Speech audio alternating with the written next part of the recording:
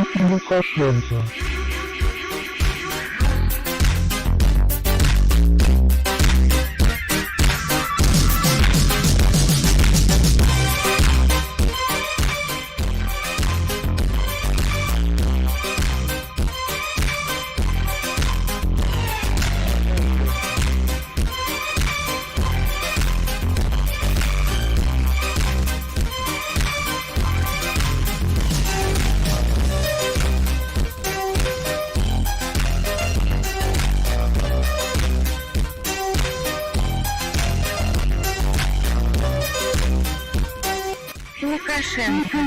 Lukashenka.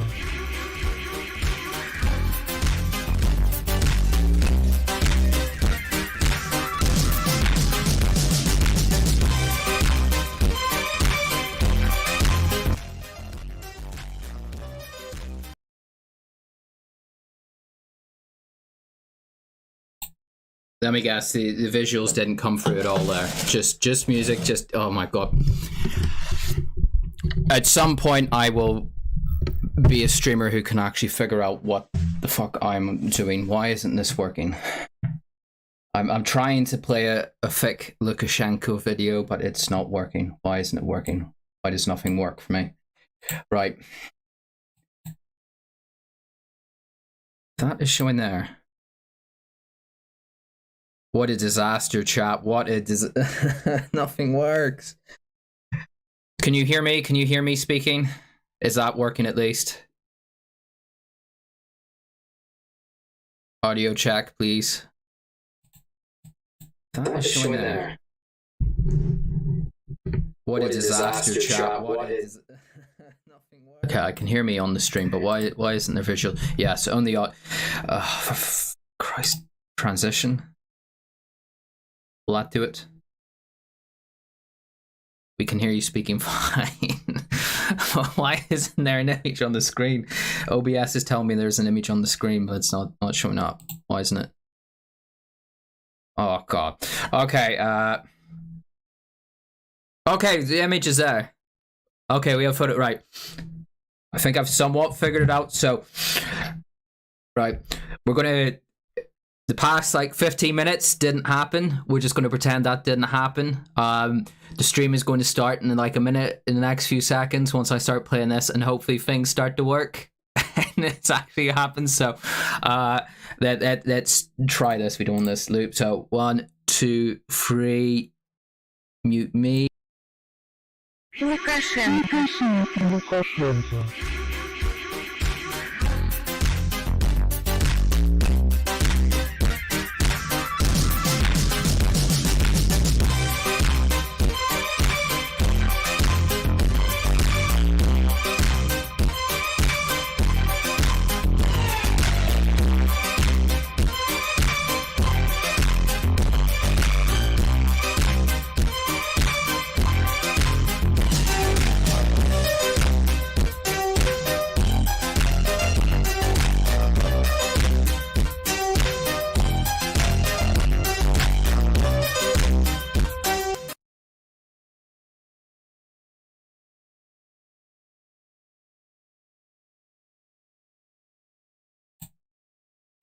Okay, that wasn't quite as smooth as I was hoping it to be, but right, I swear OBS drives me insane.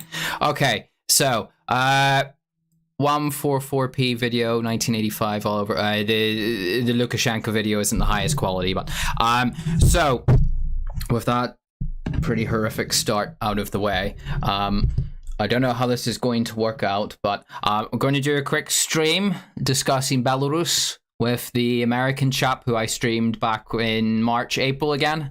I am aware there's a black screen. Don't worry, I'm going to try and get something to look up in a second, because nothing works in this fucking...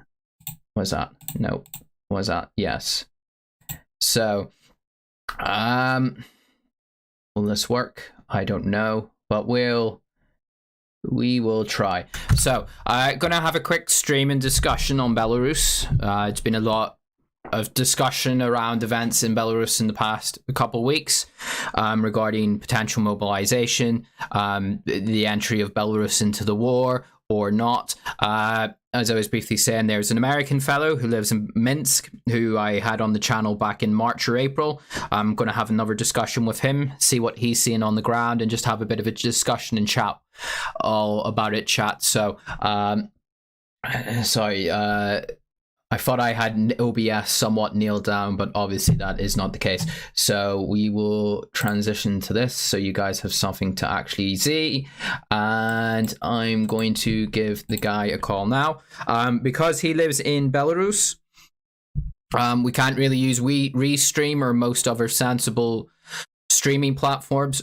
So I hope you guys will forgive me for the way I'm going to have to do this. I'm basically going to have a Telegram call with him, and hopefully the audio doesn't screw up with the audio with the mic and it all works out. So if you guys could just keep me abreast of how the audio systems are going, I guess I'll give him a call now.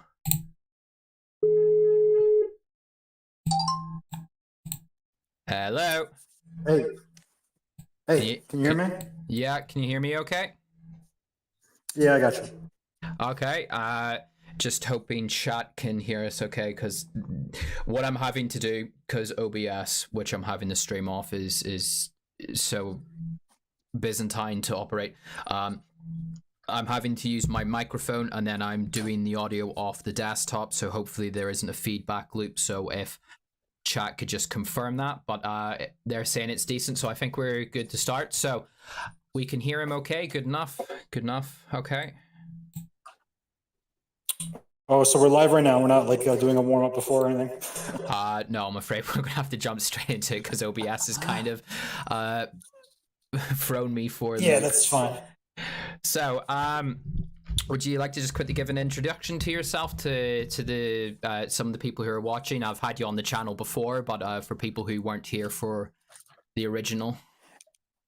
Actually, I wasn't on your channel before. I was just on the one with you and Black Pigeon Speaks, or Felix.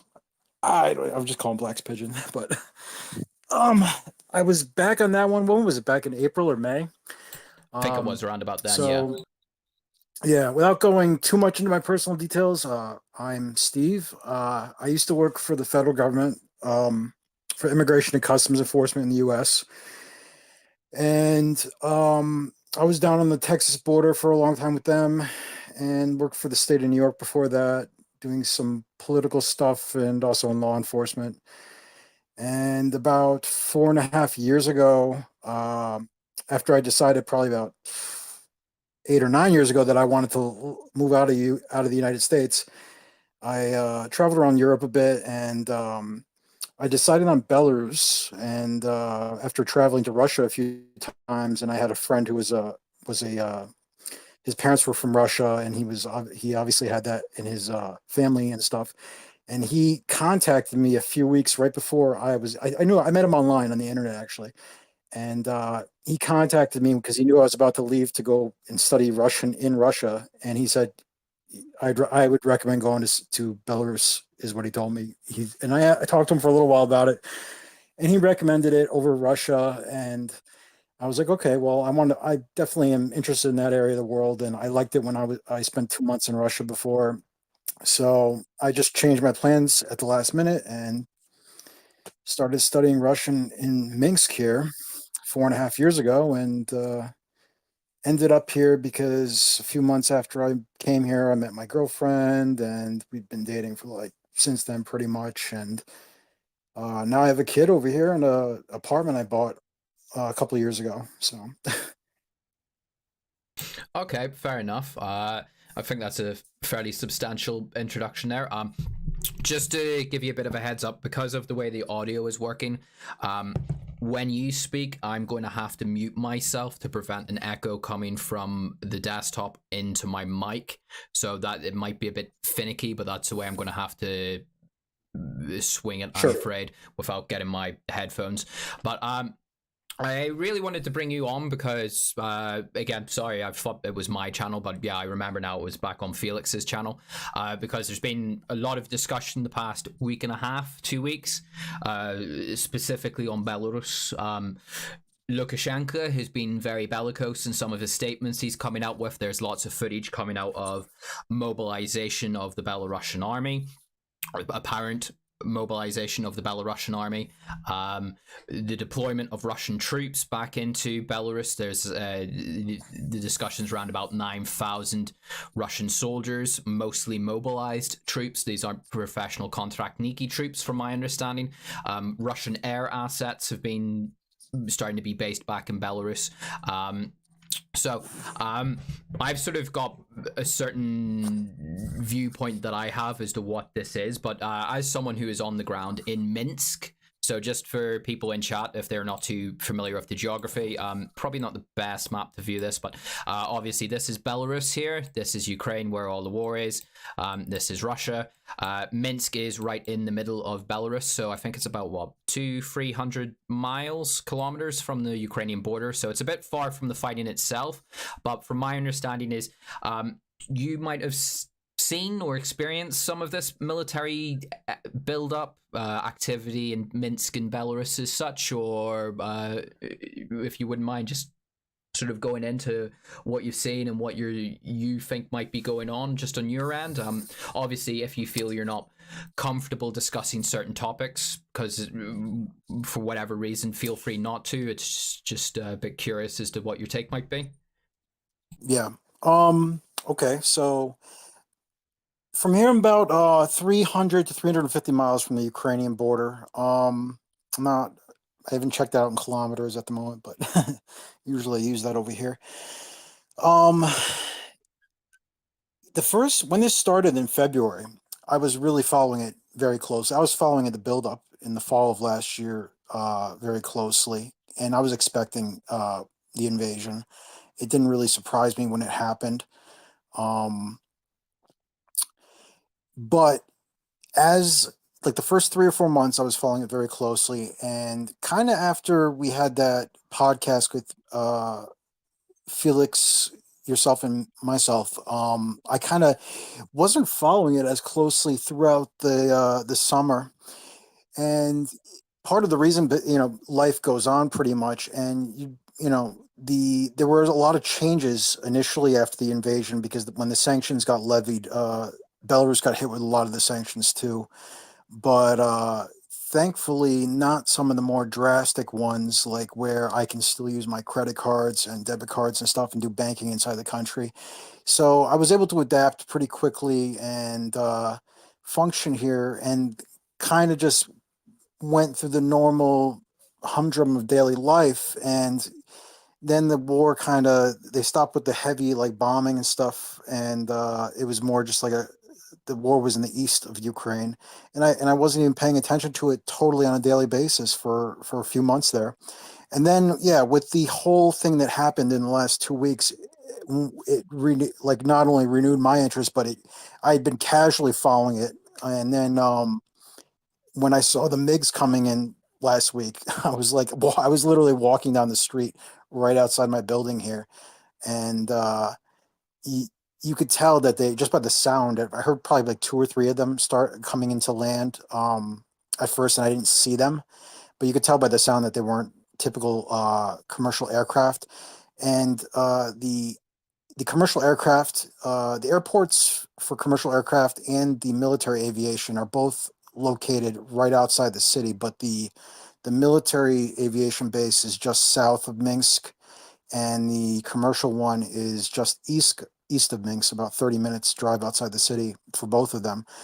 And you could tell by the sound of the plane, but also the direction that the sound was coming from, without even seeing it, that you could tell it was a different flight path than the usual commercial planes. And when I looked up and I finally saw them after like 3 or 4 of them had already come down, I was like, oh, well, there's a fighter jet coming in. And I knew about the buildup before that, because it was announced a few days before, when Lukashenko had been meeting with Putin in St. Petersburg and Moscow, that they were going to send a regional group of the Union state to shore up the defenses here, is what they have said publicly. 9,000 troops it turned out to be.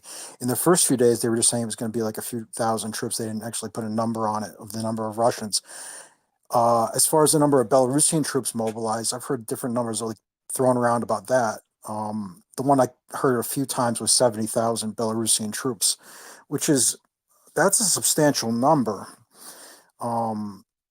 And it's a lot more activity relative to the activity that was occurring in Belarus from the initial invasion back in February 22nd, where like there was some, they were saying it was, military drills with the Russian army going on between Belarus and Russia, but there was a lot less uh, outward activity and stuff around not only the city of Minsk, but through the news sites of Belarus and stuff. And then this last 2 weeks have just been a lot more, been a lot more visual, a lot more obvious that there's preparations going on.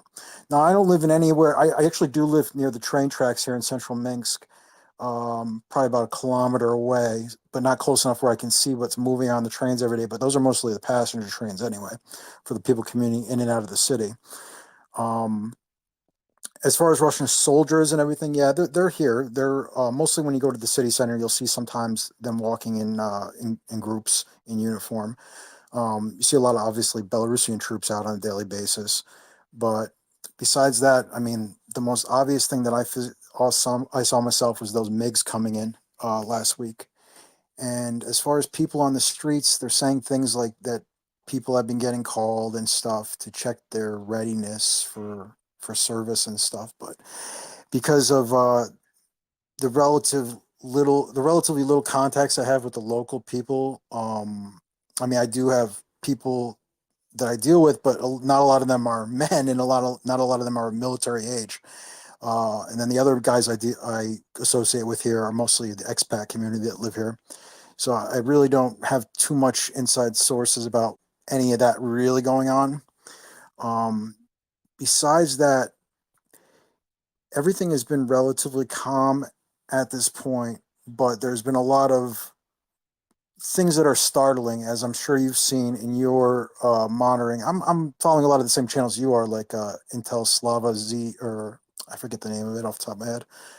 A lot of those Telegram channels, and talking about Lukashenko, talking about supplying weapons to the Ministry of Emergency Affairs, and um, preparing the homeland for potentially strikes inside Belarus, informing people about the number of bomb shelters that are available. Yeah, that's, as a guy who's got a 2-year-old running around in the other room, that's pretty concerning. So it's like, well,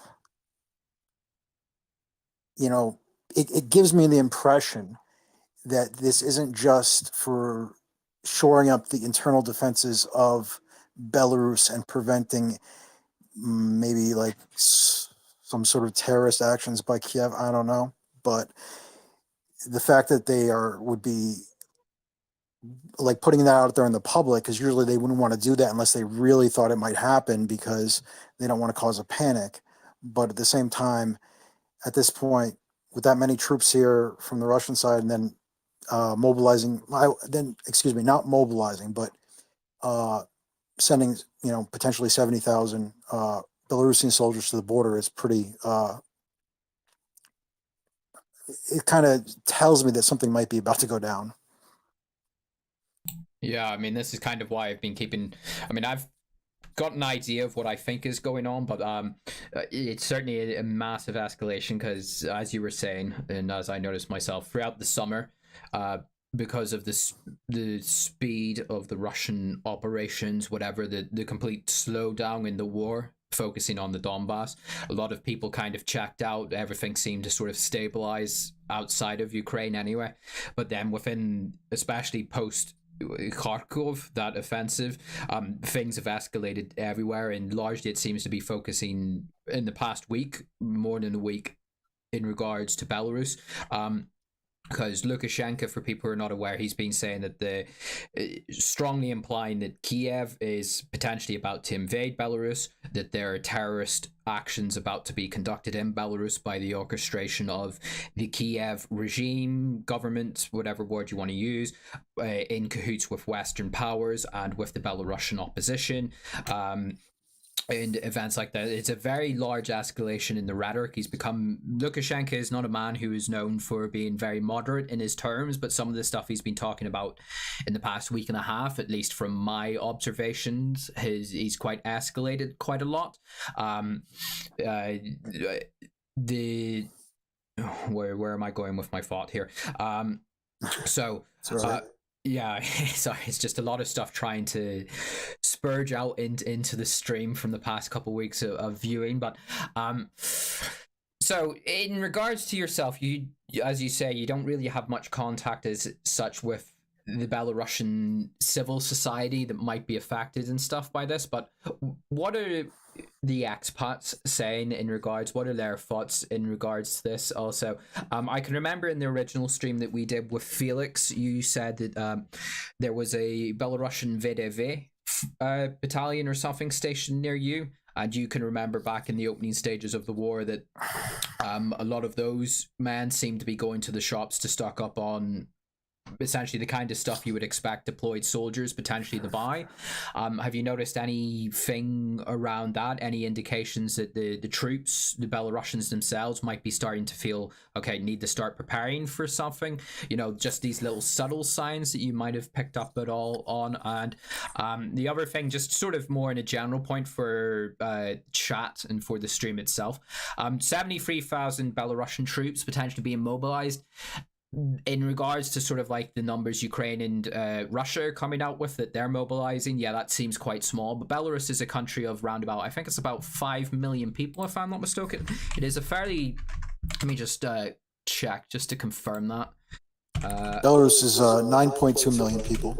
Okay, now just around about 10. Let's be generous and say there's about 10 million people in Belarus. It's 73,000 troops is not a small, insignificant number to a country of that size. I mean, this is potentially quite a substantial effort on their part. So, for the smallest of the three Eastern Slavic sisters, and the one that's tried to maintain some form of neutrality, if you could say that. It's not a inconsequential effort that the Belarusian state is putting into this and the numbers that it's talking about raising. And then just before I hand it back to you, just to answer some of those queries, just in regards to the aircraft that you were talking about, they were MiG-31s. I've brought up a picture of some of the reports that came out about them. For chat, they're not aware, the MiG-31 is one of the fastest aircraft in existence. It is a very high performance interceptor, but also can also deploy the supersonic Kizil, if I'm pronouncing that or butchering the pronunciation of it, cruise missiles that the Russians have occasionally used. These are the aircraft that the Russians have been using as standoff aircraft to fire various cruise missiles into Ukraine, sometimes over Belarus, but mostly over Western Russia and the Black Sea. From my understanding, some of the reports that I've seen, the specific models that were photographed flying over Belarus implied that they were the air defense, the interceptor variety, and not the ones that potentially could deploy cruise missiles. So the Russians seem to, if we follow this a bit forward, seem to be implying that they fear that Belarus might come under some form of aerial attack, be it from Kiev, from the Ukrainian direction, maybe from the NATO direction, whatever. But that was just a little point on that. But with that sort of out of the way, if you want to sort of dive into some of the queries or issues I've sort of raised, I'd interested for your take on them. Sure. Well, there's a bunch of things you were talking about in there.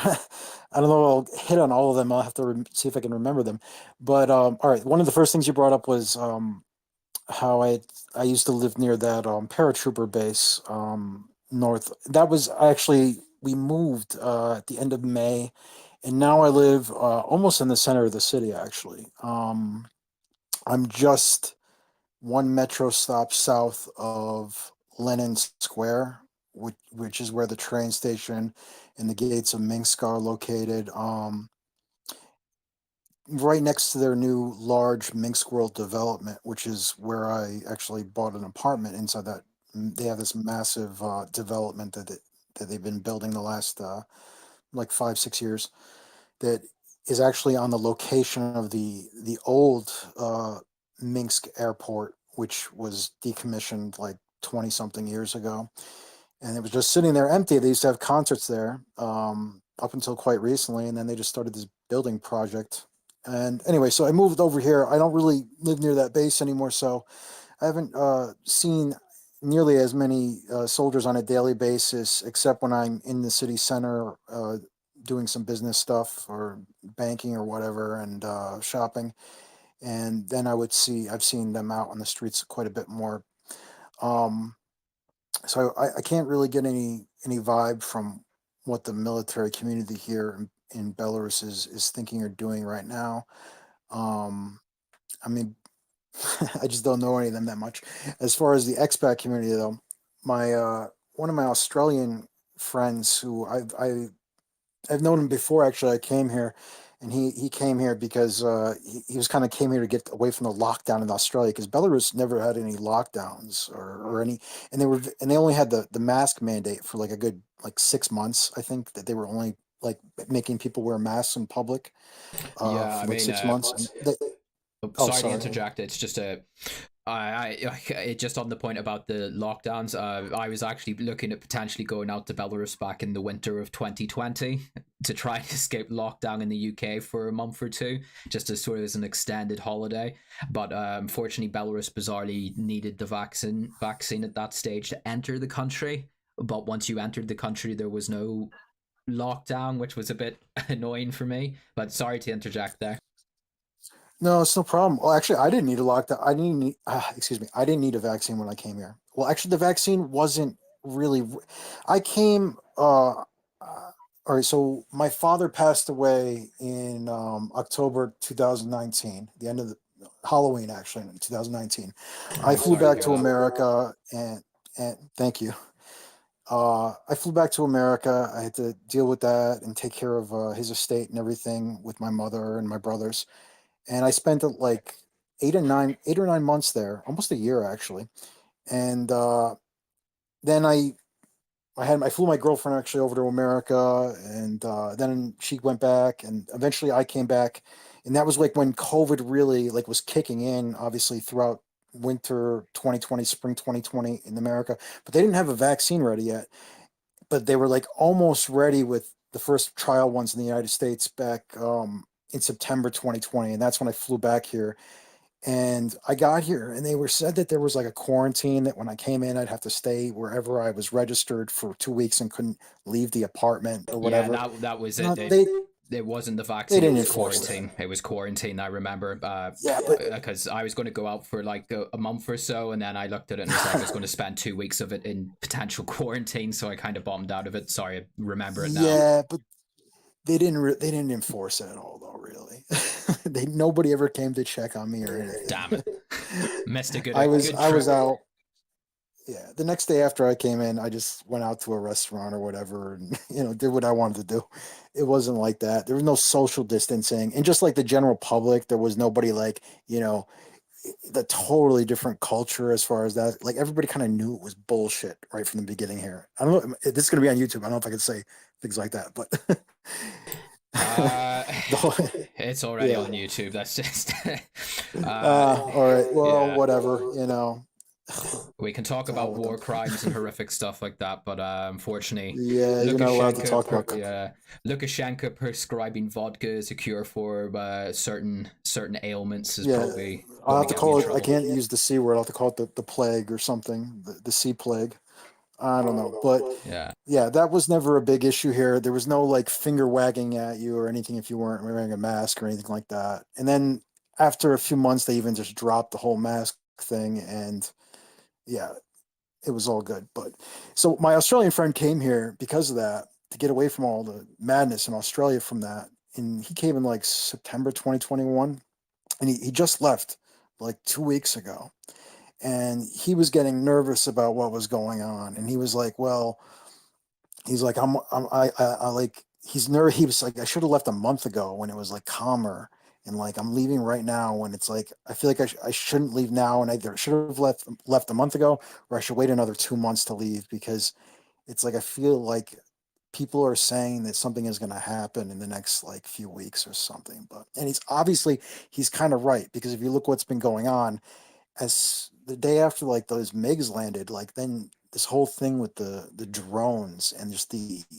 I mean, obviously after the Crimean bridge attack, which Russia is saying, was a terrorist attack by the Ukrainians, um, they started doing strikes, and they've just been doing those continually since then. There's pretty much all the air raids are constant on Ukraine right now, and every time I wake up in the morning, it's just like air raids announced over most of Ukraine, air raids over most of Ukraine, all every day since the Crimean bridge thing, basically.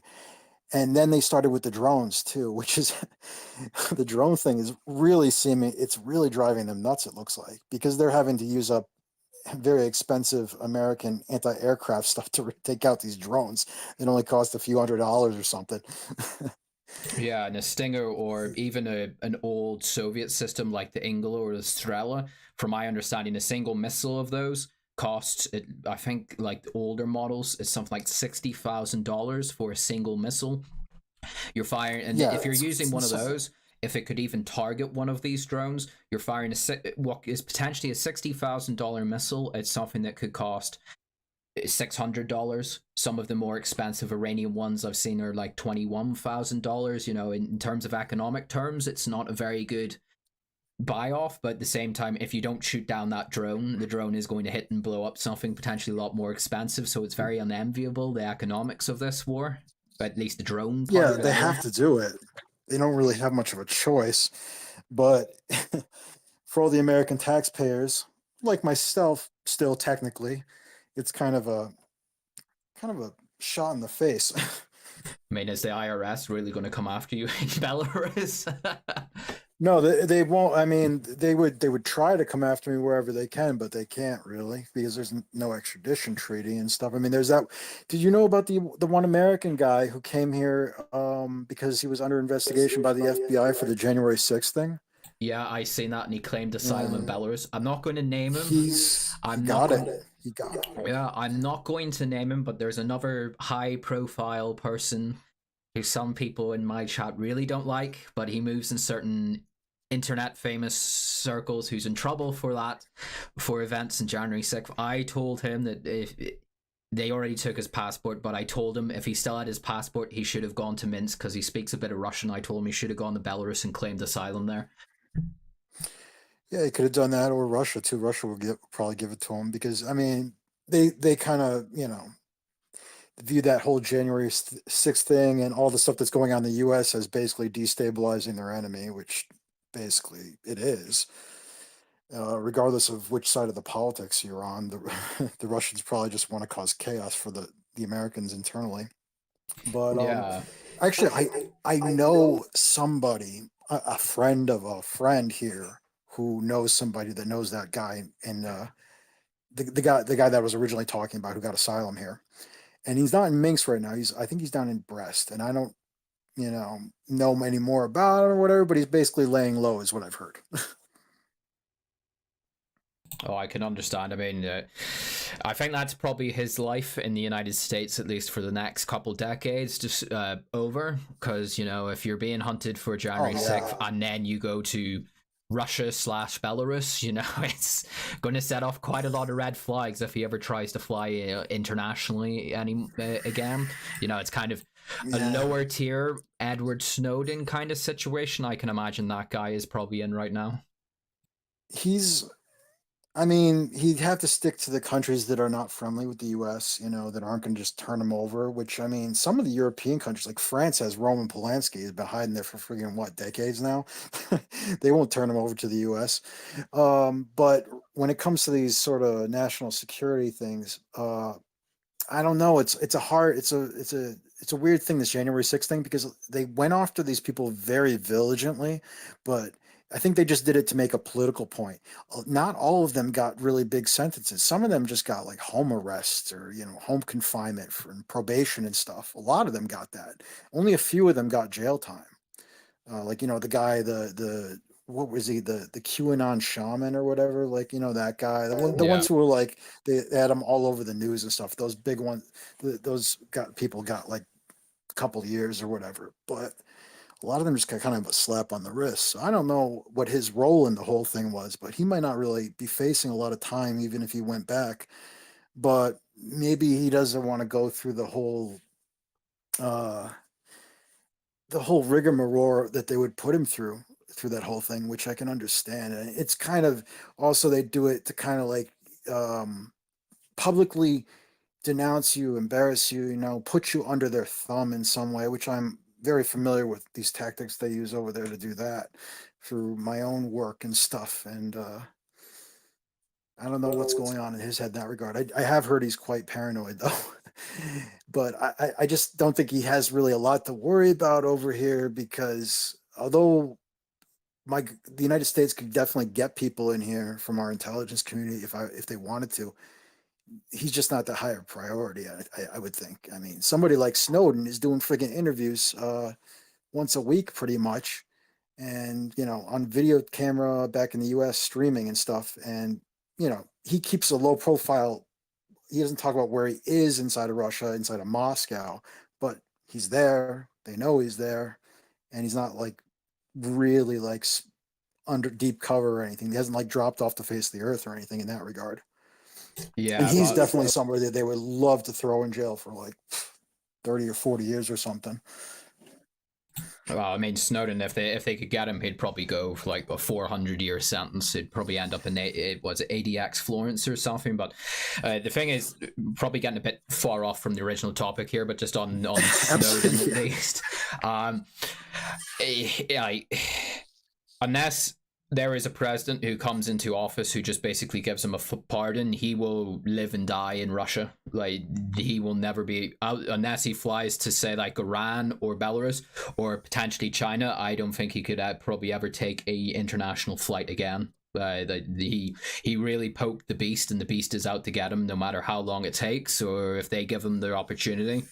So that's kind of the trade-off that Snowden has. Like, Russia's a big country and stuff, but he's almost certainly, unless again a president comes in who issues him a pardon, he will have to live and die in Russia / Moscow. He can never go back to the United States or potentially the Western world or fly internationally ever again. His real only hope would be that there would be a complete internal reorganization of what people call the deep state over there, which is like basically the senior executive service of the government. And maybe you should just go. I know my chat kind of gets annoyed at me for banging the drum, but maybe he should just become trans. Maybe that's what got what was his name? What was his original name? Chelsea Manning, whatever his original name was. They gave him a pardon. Yeah, they gave him a pardon because he trooned out. So maybe that's the goal. Go live in Belarus. I don't know if it was troon out because he went trans or because of the torture they were doing to him when they had him interrogating him. Maybe just who knows what. I don't know what kind of crap they were doing to him that psychologically mind screwed him that he became like that. I don't know. Or maybe it was something latent in him himself that he chose to become her. I don't know, but that's a whole nother thing that is really gotten weird about the United States in the past 10 years. It's become very like obvious that it's like they're pushing that, and it's as somebody who grew up in like the 80s and 90s, it's like I knew something was off about the place back in the 90s just from the things I saw, and just didn't feel like the place was on the right path. And yeah, I didn't see it back like 100 years ago to see what it used to be like, but something didn't feel like this is normal for like what a country should be doing. But now in the last 20 years, everything is just gone. It's crazy. It's just like absurd. The things that it's like over there. They expand. MK Ultra never ended. It just expanded to encompass the entire society, basically. But before we get off into really dark territory that YouTube will probably come after me for, just try to pivot back on to Belarus. Just wrap this up. Yeah, then we can sort of meander into the things that'll get me banned off YouTube. I know, yeah. Well, this is the thing about that. Like when I was trying to be a bit more politically correct on our last podcast because I knew I was well aware we were on YouTube, and now it's like God. But afterwards, I was kind of like, wow, there's some other things I would have really liked to go into, especially because we were kind of like freewheeling it for like 2 hours. But yeah, we should get back to the whole main topic of what everybody's interested in. Unfortunately, as I was telling my girlfriend before I came on the call, I was like, it's not like I'm in the Belarusian army or I'm like living down right along the border and I have a lot of contact about what's going on down there. So I'm kind of sheltered in my experiences towards what is going on even along the conflict line, at the border in this country. But I can try to say what I can say, but it's relatively limited. I feel like I'd rather give some of your Yeah. audience a bit more juice, but I don't have it, unfortunately. Well, And either way, just I'm not in a position. Oh, go ahead. just the situation in Minsk is a bit illuminating nonetheless, despite it being far from the border. But just because I'll go into my spiel about what I think is actually happening after this. But as an American in Minsk, what is your interactions like, whatever they are, with the locals? Have you ever gotten any pushback or any suspicion from, especially since February 24th? Like, how? Because I am aware that there is a surprisingly large expat community in Minsk, of all places, and I think it's largely down to, as you alluded in your opening statement, that Belarus has a very renowned Russian linguistics sort of educational sector. A lot of people go there to learn Russian, and then I think that's kind of where the expat community sort of builds itself up. How, especially Westerners, British, Americans, Canadians, Australians, Anglophones, have they, like, what is the reception they get from the local community, or is it just kind of like benign neglect, or just passive, just it is what it is Usually kind of thing? Or I mean, depends on who you're speaking with, but generally it's positive because they view you as having some money, usually, if you're from a Western country. Um, a lot of guys come here to meet girls. Be frank about it. I mean, that's going on. And that's part of the reason I came here. Not entirely the reason, but it's part of it. Um, but as a Westerner coming here, they are usually more interested. The public, the people in general, will be interested, especially as an American. And this isn't just post this conflict starting. My entire time here, as soon as they find out I'm an American, they're like, "America, really? Like Pachimo, like why you come here and stuff." Like, oh, sometimes they want to have these long conversations about why I came here, and they're like, "Oh, everybody wants to go over there to America," and then I have to go into the explaining, maybe it was a great place to go when my ancestors went there 120 years ago, but things are changing and stuff. And but as far as the conflict, I'm getting drawn off again, and what's happened since this invasion. There's been no negativity towards me at all. It's the usual sort of questions like that they've always asked me and stuff. Um, I don't walk around though flaunting my Americanness. I do try to speak in Russian when I can, and if I am having a little trouble, just ask them if they can speak English, which isn't unusual that a foreigner would switch to English anyway, regardless if you're a Chinese, Turkish, um, Swiss, whatever, because English being the international language. But some of the more savvy ones can pick up that my accent isn't a British accent. It isn't a Turkish English accent when a Turkish person is speaking English or something like that. They can tell it's an American because they still get a lot of the American media and stuff, not on their televisions, over cable here, but on the internet. They'll watch American movies and stuff, and from watching those, they pick up on what an American accent is. So, a pharmacist the other day didn't speak a word of English herself, but she was talking to me in Russian, and she's like, "I could tell you were an American though, just by the way you were speaking. Though I knew you weren't from the UK." And I'm like, "Oh." oh wow. I mean, I wish I could speak a second language to such a high degree, but who knows? Maybe I'll up sticks someday and go to Belarus whenever this country finally collapses into the desiccated husk that it's rapidly becoming. But I made just to sort of now move on to sort of my take on what's happening. So I don't think this is, from what I've seen, I don't think the Belarusians are going to invade. I don't think they're going to join the war, at least in the relative to the medium term future. And I think this for a number of reasons. I think what Moscow and Minsk have sort of parceled out is, if the Belarusians and Lukashenko can make enough of a song and dance about bellicose statements and belligerency towards Ukraine, is that would tie down more Ukrainian assets and troops in the north of Ukraine. And there's a number of reasons which I'll sort of, this might be a bit of a meandering spiel, so forgive me, chat, and forgive me, Steve, if it sort of drones on for a while. Do interrupt me if you want to interject. First of all, the geography of this place. If people can remember back to February, whenever the Russians first invaded, went into northern Ukraine towards Kiev, the infamous Thunder Run to Kiev from Belarus. They went down through the Chernobyl area, but also this whole region is known as the Pripyat Marshes. This entire southern border of Belarus and northern Ukraine is effectively bog. It's marshland. This is kind of one of the reasons that compacted the Russian initial offensive. If people can remember my very autistic videos back from March, where I was spending hours just going up and down these roads and looking at the local terrain and keeping abreast of how much it was raining. The Russians kind of got bogged down onto one or two roads coming down from Chernobyl because the ground around it was effectively sodden and they couldn't really advance on it.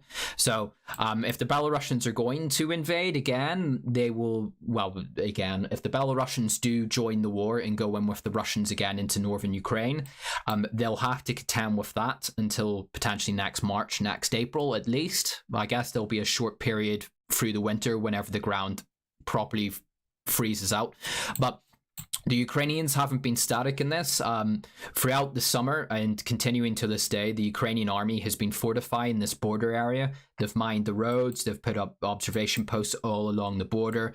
From my understanding, some of the local border towns, the Ukrainians have actually evicted the local civilian population out of it to sort of create this fire zone, this militarized zone along the border area. So that, which would then lead me into the next point, is in some regards, I would regard the Belarusian military to be better than the Russians, at least roundabout since, well, pre-February 24th. I would think in certain regards the Belarusian military was probably be better than the Russians, but at the same time, the Belarusian military is not the Russian army. I don't think it could really commit to an offensive unless it was just as an attachment to a Russian offensive, if that makes sense. So the Belarusians would kind of be hopping onto a Russian offensive. So to sort of parcel out that little word salad, why the certain things I think the Belarusian army is probably better on is in regards to the reliability of its equipment and its equipment stocks. And then I think you actually chimed into some of my Telegram posts regarding this, Steve. Just a sort of crash run into the economic history. For people, I know some of you guys on my channel are very upset and get tired at me banging on with this, but post the collapse of the USSR, Ukraine and Russia became very corrupt countries.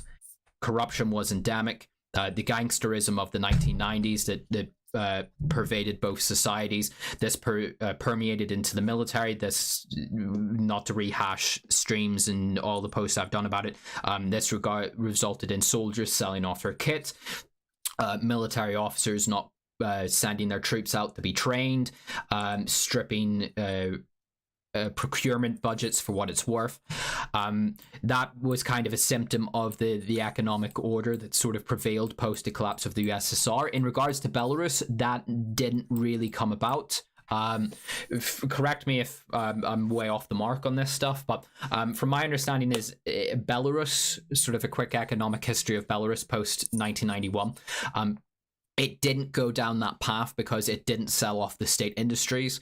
There are a couple of Belarusian quote-unquote oligarchs, but oligarchs as a thing didn't really emerge in Belarus as it did in Ukraine and especially in Russia, because the state, especially under Lukashenka, whenever he properly consolidated power post 1994, most of the old Soviet state-run industries largely remained under state control or majority state control. So you didn't have this mass sell-off, accumulation of capital and wealth in a few short hands that then created the undermining of state institutions, the hollowing out of the judiciary and the police and stuff like that. So as part of that, the Belarusian military, that sort of corrupt culture that permeated the Ukrainian military pre-2014 and the Russian military arguably up until February 24th, if not a few months after that, where it was just strip what you can for as much rubles as you can get out of selling war equipment, out of your troops, out of whatever. That didn't really happen in Belarus.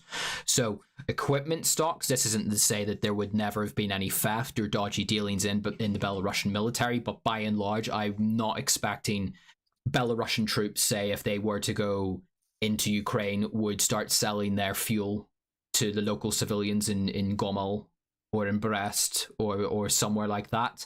I'm not expecting their tanks, unless they've been in deep storage. I wouldn't really expect the Belarusian armored corps for their troops through the 1990s and into the 2000s to have been stripping the wire out of their tanks to sell to scrap dealers and stuff like this. So that's where I think the Belarusian military is probably a bit better than the Russians. But in regards to obviously combat experience, into organization, into the modernization, sophistication as such of the Russian military, I wouldn't expect the Belarusians to be up to that standard, which then sort of brings me into what I think is actually going on here. But before I get into that, do you have anything you want to chime in, Steve? Because I know I've sort of rambled on for a bit there and touched a number of things.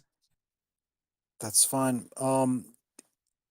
Not really, but I would just affirm that, yeah, you're correct. I believe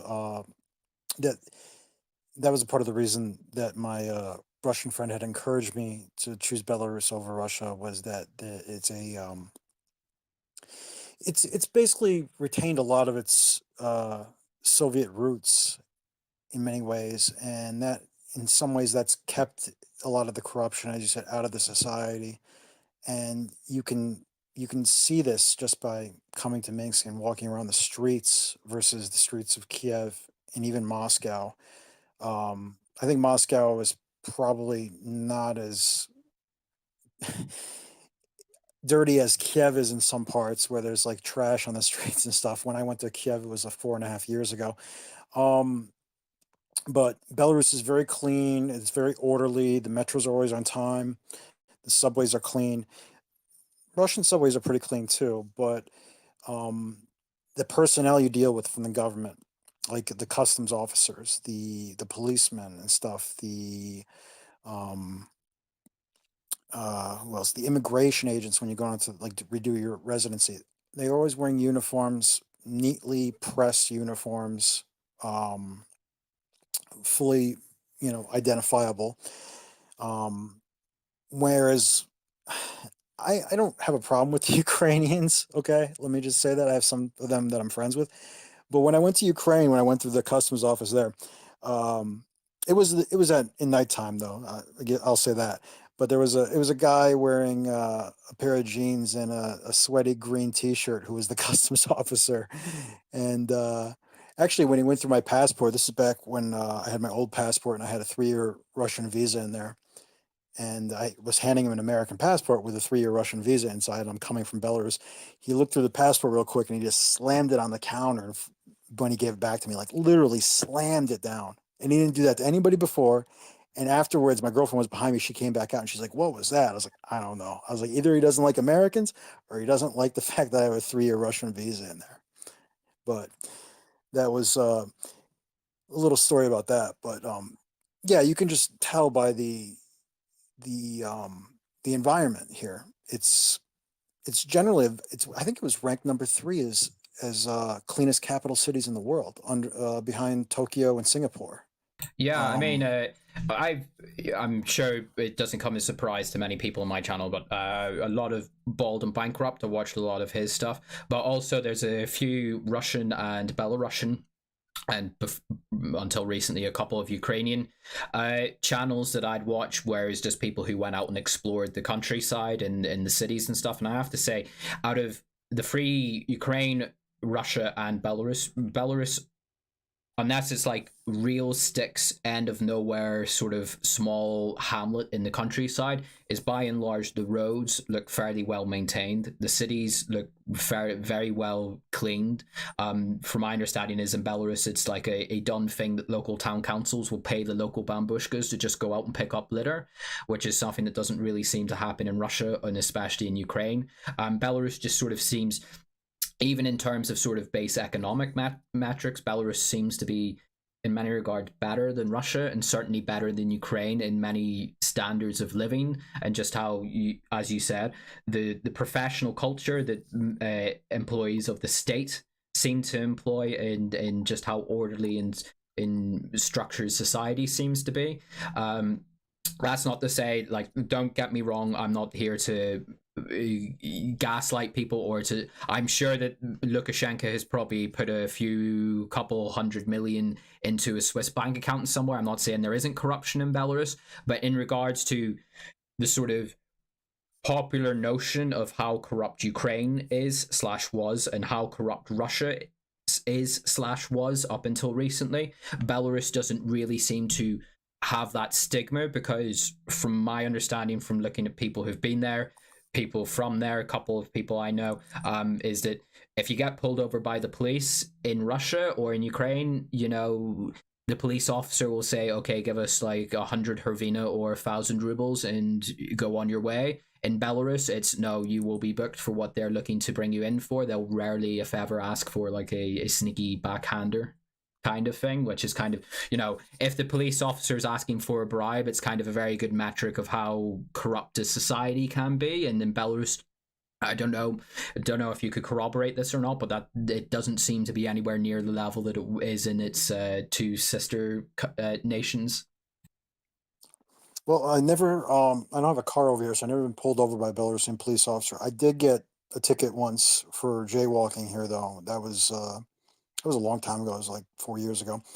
And no, one thing they do that's a little different is they had me pay the ticket right away, like in the car. I don't know if this is something, but if that's normal procedure for here. But yeah, I paid the ticket right away. It was only like $15, but which would be a decent amount of money for here, though. But that was what happened. Besides that, no issue. I mean, I have to go to, like, I'm in the process of actually renewing my residency right now, and there's no sort of bribery or sort of slipping them, 500 rubles to expedite your thing, like that sort of stuff going on there. No, it's all cut and dry. You can actually have your residency and stuff and various government documents expedited here, but you just pay a flat fee that they have listed on their website to have it expedited. And I think this kind of says something about the culture, that when you're out in the streets here, you don't have like the same street level crime and sort of panhandlers and scams going on just around town that you do that I've heard from other people having to deal with in Russia and Ukraine, as far as various sorts of scams that they pull down in Ukraine and in Russia too. Like, one thing I knew that was going on in Russia years ago was they were people were going to like a large shopping center, and they park their car, they go shopping, they come back out, the car is gone. And they're like, oh my God, what the hell happened? And then some random guy comes up and he said, oh yeah, we had to tow your car. It wasn't supposed to be there. But if you give us, I don't know, like 1,500 rubles, we'll bring it back right now. Proper extortion. Yeah. Yeah, basically extortion. Yeah. This is, that was going on in Russia. My father worked with a guy who was a Russian immigrant to the United States, an engineer. And when he went back to Russia to visit, he said that was the something that was very common that they were doing over there in Moscow for a while. I've never had such experience here. You do have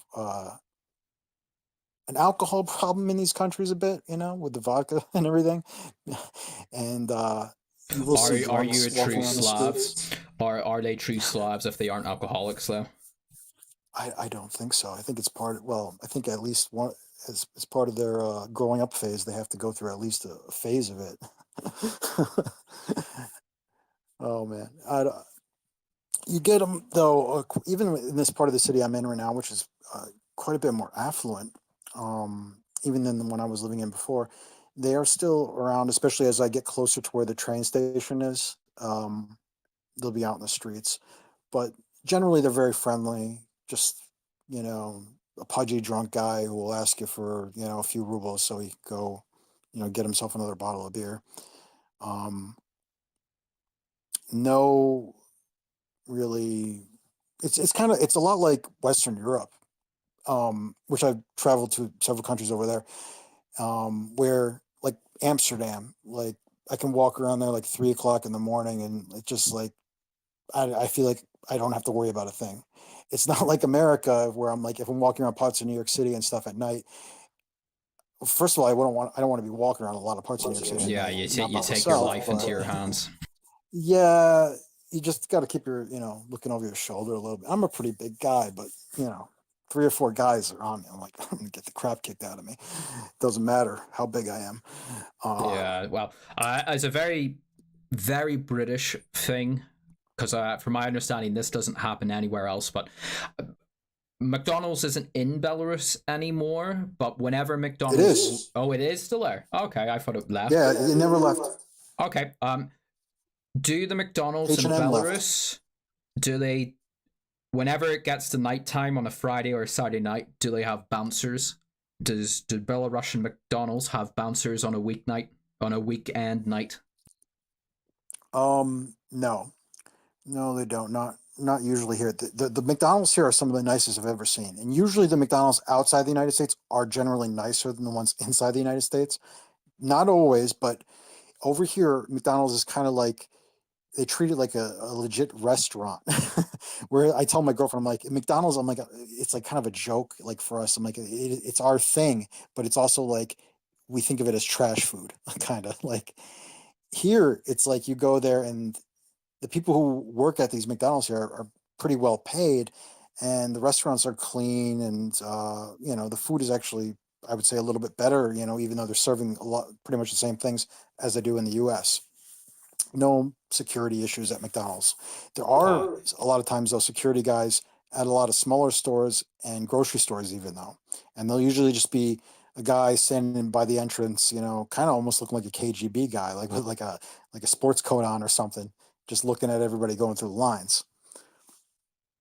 Fair enough. I just brought that up because it's a very British thing. Any sort of high street in the UK on a Friday or a Saturday night, there will always be a fight in a McDonald's. That's why there's everyone who's drunk who gets kicked out of the pubs or the clubs, they go to McDonald's to get food, and it always ends in fights. So it just that's kind of my metric for like how ordered and stable a drinking culture is in a country if they require that. So, but just sort of going back to the original point. So the reason why I sort of brought up the whole corruption angle and stuff, sort of going into what I think is happening with the Belarusian military at the moment. So I kind of went over the terrain, a bit on the sort of very quick economic history and how I think that might feed into the Belarusian military as opposed to the Russian-Ukrainian one. So the other things why I don't think the Belarusians are looking to go in anytime soon is, from my understanding, is the Russians have only said that they've put in about 9,000 extra troops into Belarus as part of this regional grouping of troops, if I'm remembering that's the name of it. And from the assessments that I've seen, it does seem to be around that figure. If the Russians are looking to go back into the north of Ukraine, unless they're looking to use the Belarusian army to do it, largely, I don't think 9,000 mobilized troops are the way to do it. The other thing is there's been lots of footage. I've put them into my Telegram channel showing of new Russian military equipment going into Belarus. But the one thing I've sort of noticed a lot out of it is there's no infantry fighting vehicles, there's no tanks, there's no APCs. Russian ones, I'm not talking about the Belarusian army ones, those ones have been driving about and making a bit of a show of force. But in terms of the stuff that's come from Russia, it tends to be sort of logistics vehicles, things without guns, essentially, is what I'm getting at. So unless, again, the Belarusians do have the Belarusian army, at least on paper, from international estimates I've seen, does have quite a respectable number of tanks and infantry fighting vehicles in this stuff. And I'm pretty sure most of those are probably a lot more fairly well maintained compared to what the Russians went into Ukraine with back in February 24th. But they're not modernized stuff, at least a lot of it isn't. A lot of their T-72 tanks, they're kind of, from my understanding, is last time they underwent any sort of significant modernization was the late 90s into the 2000s. This is, considering modern Russian tanks are having a hard time in Ukraine, this is not the kind of stuff I think Lukashenko wants to join the invasion with, because they'll not fare very well.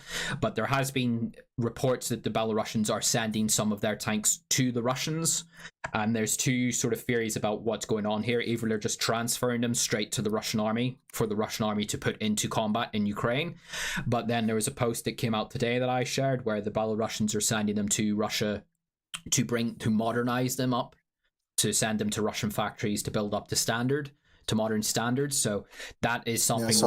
That's something we'll have to wait and see how that parcels out. So if you're sending your tanks out of country to be used by the Russians elsewhere or to modernize, that tells me you're not looking at going into kinetic warfare in the immediate future, because it takes a bit of time for them to be modernized. Or if the Russians are going to take them and use them in the Donbass, they're not going to be a lot of good for a hypothetical Belarusian military thrust into Chernihiv or towards Kiev. So that's another aspect of it. All these stories of mobilization, of people getting call-up papers, what I think the Belarusian army there is doing is, I think Minsk has looked at what's happened in Ukraine, and especially it's looking at what's happened into Russia since the Russian mobilization has happened. And if the Belarusian one, the Russian one hasn't gone as well in many ways, but it is getting into shape. The Ukrainian one was kind of started before the war began, but then it really kicked off once the war started, and it was kind of sink or swim. They turned out the swim kind of scenario. What I think the Belarusians have taken from this is, okay, we're all post-Soviet states. None of us have really maintained the Soviet mobilization infrastructure, the institutions to do it effectively. We've watched the Ukrainians do it, and they've kind of done it under a lot of pressure. We've watched the Russians do it within the past couple months, and some of it's been okay, some of it's been real bad. If we're put into a situation, considering we're kind of next to this massive war, we've got very poor relations with NATO. Hypothetically, if we get involved in a conflict, maybe we should start testing our mobilization system and start figuring out how it's going to fare, and start working out the tweaks now instead of having to work them out in a hypothetical scenario where Belarus is invaded or Belarus is put into a conflict. So that's what I think the Belarusians are doing. I don't think they're mobilizing to put these troops into conflict. I think they're mobilizing to test the systems, to build up the knowledge and the infrastructure about if the push comes to shove. Because, like I say, kind of another stream I did previously where I went really into Russia. No, most people in the Russian military never expected to go into a significant conflict. So the institutions, the command and control, all the old Soviet mechanisms that propped up the Soviet army in the Russian and in the Ukrainian army pre-2014 were just allowed to decay, to wither away, to just completely atrophy. In the Russian army, there was a thin crust at the top of the Russian army that was kept up to high standards. These are the guys who pulled off Crimea. These are the guys who go to Syria, but the bulk of the Russian army was kind of just left to anthropify on the vine. And I think the Belarusians have looked at this kind of stuff, and I think they're learning the mistakes of the Russians and the Ukrainians and starting to apply it to themselves. Because the whole idea that there's not going to be a large war in Europe, well, that kind of idea is kind of is kind of being proven to be a very naive one at this stage. So I don't know if you'd have anything that you might want to chime in on my little spiel there, or I was just going to say that there were reports, and Lukashenko has talked about this several times over the past few months, but there are you're familiar with the Belarusian opposition. yes, God, I forget the name of the woman who's kind of heading it right now. Her husband was kind of the guy who started. Excuse me. Her name, I should probably just Google her name, but it's like Maria Tikhanova or something like that, isn't it? She's the quote-unquote internationally recognized president of Belarus. Oh, I don't know if they recognize her as the president or if they just recognize her as the opposition leader, because she was never, the person I'm thinking of was never actually elected president. Belarus actually has a government in exile still that goes back to, I believe it goes this is back the one to from like the 1920s or something. Yeah, like 1918 or something. Yeah, they technically still have, and that was from like the original Belarusian Republic from like over 100 years ago.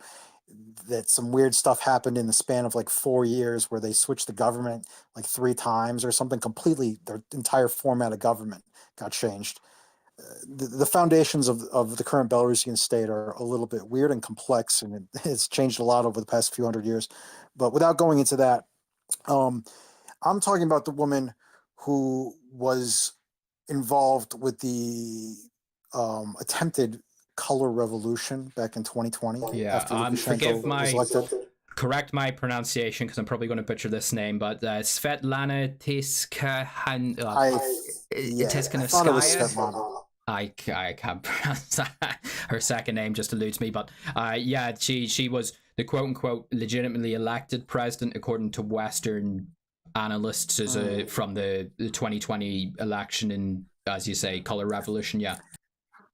Her husband used to be a minister in Lukashenko's government. He was actually the one who started basically a little Belarusian Silicon Valley, which is they have a tech park, which is actually close to where I used to live. My girlfriend works for a company in that tech park. So he did some good things for this country, this guy, and he worked in Lukashenko's government for a while. But for whatever reason, and I'm not, totally privy to the internal workings of Belarusian politics. I know probably the American CIA is probably involved on some level, I'm sure. But he was thrown in jail, basically, and he was running against Lukashenko. He got thrown in jail. And then his wife kind of took up the reins of the opposition, and that led to the whole thing back in 2020 where they were trying to have basically a revolution here, and Lukashenko stomped it out with support from Russia behind him and stuff too. Where was I going with this? But he was talking about over the last several months about these Belarusian opposition fighters who are being trained in Poland by the Polish army, and saying that these people could stage a incursion into Belarus and seize one of the like mid-size cities in Western Belarus and use that as a jumping off point to kind of like stage a revolution against Lukashenko and overthrow him. And he was like warning against this. And I think that, part of the reason of them modernizing and stepping up everything besides what's going on in Ukraine is if he actually is being honest about that and think that that is a threat. I don't really necessarily think it's that much of a threat, because what I've seen, these numbers of these opposition Belarusians in Poland is like 100, like 150 guys, which I don't think they're going to overthrow a country. Yeah. But anyway, that was one thing that I saw mentioned. if I could just sort of expand on this from my understanding of it, because there is an entire battalion. I'm not too sure the specific figures that are of it, but it's estimated to be around about 1,000, I think it is, of Belarusian nationals who have gone to Ukraine. What's the Kostasis battalion or something like that?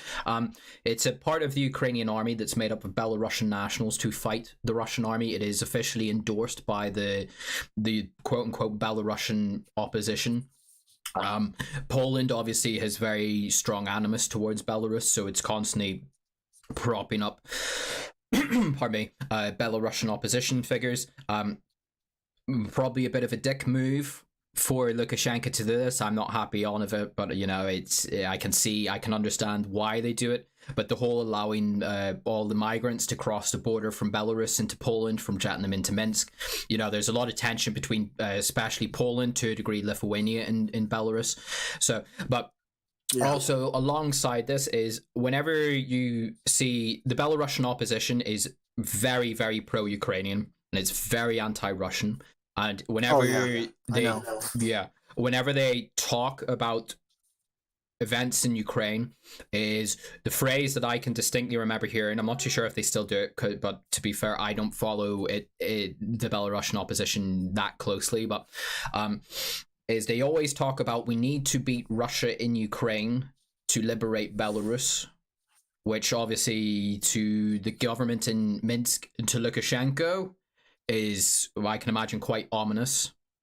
So alongside that, if you've got potentially up to 1,000 Belarusians, if not more, actively taking part in combat activities in Ukraine against the Russian army, and what is considered to be the nominal political authority of that battalion is outright saying we need to win the war in Ukraine so we can then liberate, quote unquote, liberate Belarus. You know, it's kind of it doesn't take two and two to, although I'm finding it a bit hard to find the correct words to articulate it at the moment. It doesn't take more than two and two put together to figure out, like, it's kind of a very strong message sending to Minsk, and then obviously Minsk and Lukashenko is going to respond strongly to this, especially after the events of the Color Revolution that you mentioned, which, for people who are not aware, largely kind of another crash run in Belarusian history here. Belarus has a very interesting relationship with Russia and Ukraine over the years. Lukashenko, whenever he first became president, he saw Belarus as sort of a staging plan to then become president of Russia and to sort of unite Belarus and Russia together in sort of, I'm not going to say a Soviet Union, but sort of reconstitute the Union to a degree. This is where you get the idea of the Union state, which Belarus and Russia are a member of. But the problem is that Lukashenko was kind of, from my understanding, from my reading of it, is that Lukashenko was kind of hoping to then stand for the presidency of Russia after Yeltsin left, but instead Putin was basically installed by Yeltsin. Lukashenko kind of lost that window, that opportunity to then kind of force this union between Minsk and Moscow. So how am I articulating this? So what I'm trying, the relations between Belarus and Russia have gone up and down. Sometimes they're very close. Sometimes they can become quite chilly. For example, after 2014, surprisingly, to a lot of people considering what's happening now, Lukashenko, I don't know if condemned might be the right word, but he did not recognize the Russian events in Crimea, because he saw that as a threat to Belarusian sovereignty. He was very critical of the Russian quote unquote Russian intervention in the Donbass in the 2014-2015 war. This is why Minsk came out of the Minsk Accords, the Minsk Agreement came out of where it did, i.e. Minsk, because Lukashenko tried to position Belarus as sort of this in-between state between Ukraine and Russia to try as neutral ground. Then you come to 2020, the Color Revolution happens. It looked at some stages where Lukashenko potentially could very much lose power. If you were there at the time, you probably have a better idea of what happened there than me, but it's the sort of understanding is that Lukashenko appealed for help from the Russians. Putin provided this help, stabilized the situation in Belarus, and then this is kind of what has made Belarus, quote unquote, the puppet state that it is meant to be today, was this sort of help that Moscow provided to Belarus during that attempted color revolution. Because it's in the early days of the color revolution, I can remember at the time is that Lukashenko was one day he would throw blame at Western powers for it. Then the next day he would accuse Moscow of fermenting dissent. And then there was a certain point where I'm assuming there must have been a whole bunch of FSB guys came in from Moscow to help the Belarusian KGB, and the sort of quid pro quo there was that, okay, we'll keep you in power, we'll prop up your standing in Belarus, stabilize the country, but you're now basically, I have to stop saying basically so much, but Belarus is now going to be tied to Russia overtly, a lot closer than it ever was before. So if I'm way off, do correct me, Steve, but that's sort of a very, I know I've probably not articulated the best way, but that's kind of a quick crash course in Belarusian-Russian relations, because over the years there's been a milk war. There's been a dispute over the customs on milk exports between Belarus and Russia. The Belarusians have been notorious throughout the 2000s and the 2010s for siphoning off gas from Russian exports going to Poland and Europe through Belarus. So it's a very interesting dynamic between the relations over the decades between Belarus and Russia. So Yeah, well, I mean, you went into quite a bit more detail than even I'm familiar. I'm not even familiar with the whole milk issue. I know there's a lot of trade things that are constantly going back and forth between Russia and Belarus the last 10 years, but a lot of them have actually gotten smoothed out over the past several months because of Russia and Belarus basically being pushed into each other's arms for mutual benefit, I guess, on both sides, depending on who you are. But I mean, look at it pragmatically, though. Uh, Lukashenko wants to stay in power, and he's been playing both sides a little bit for really a long time now between the West and Russia. And you have, Russia right next door who's giving you this heavily subsidized energy and everything. And who does it make more sense to be, closer with from his standpoint? Does he want to be in the same position that Zelensky is in right now in Ukraine, which is precarious.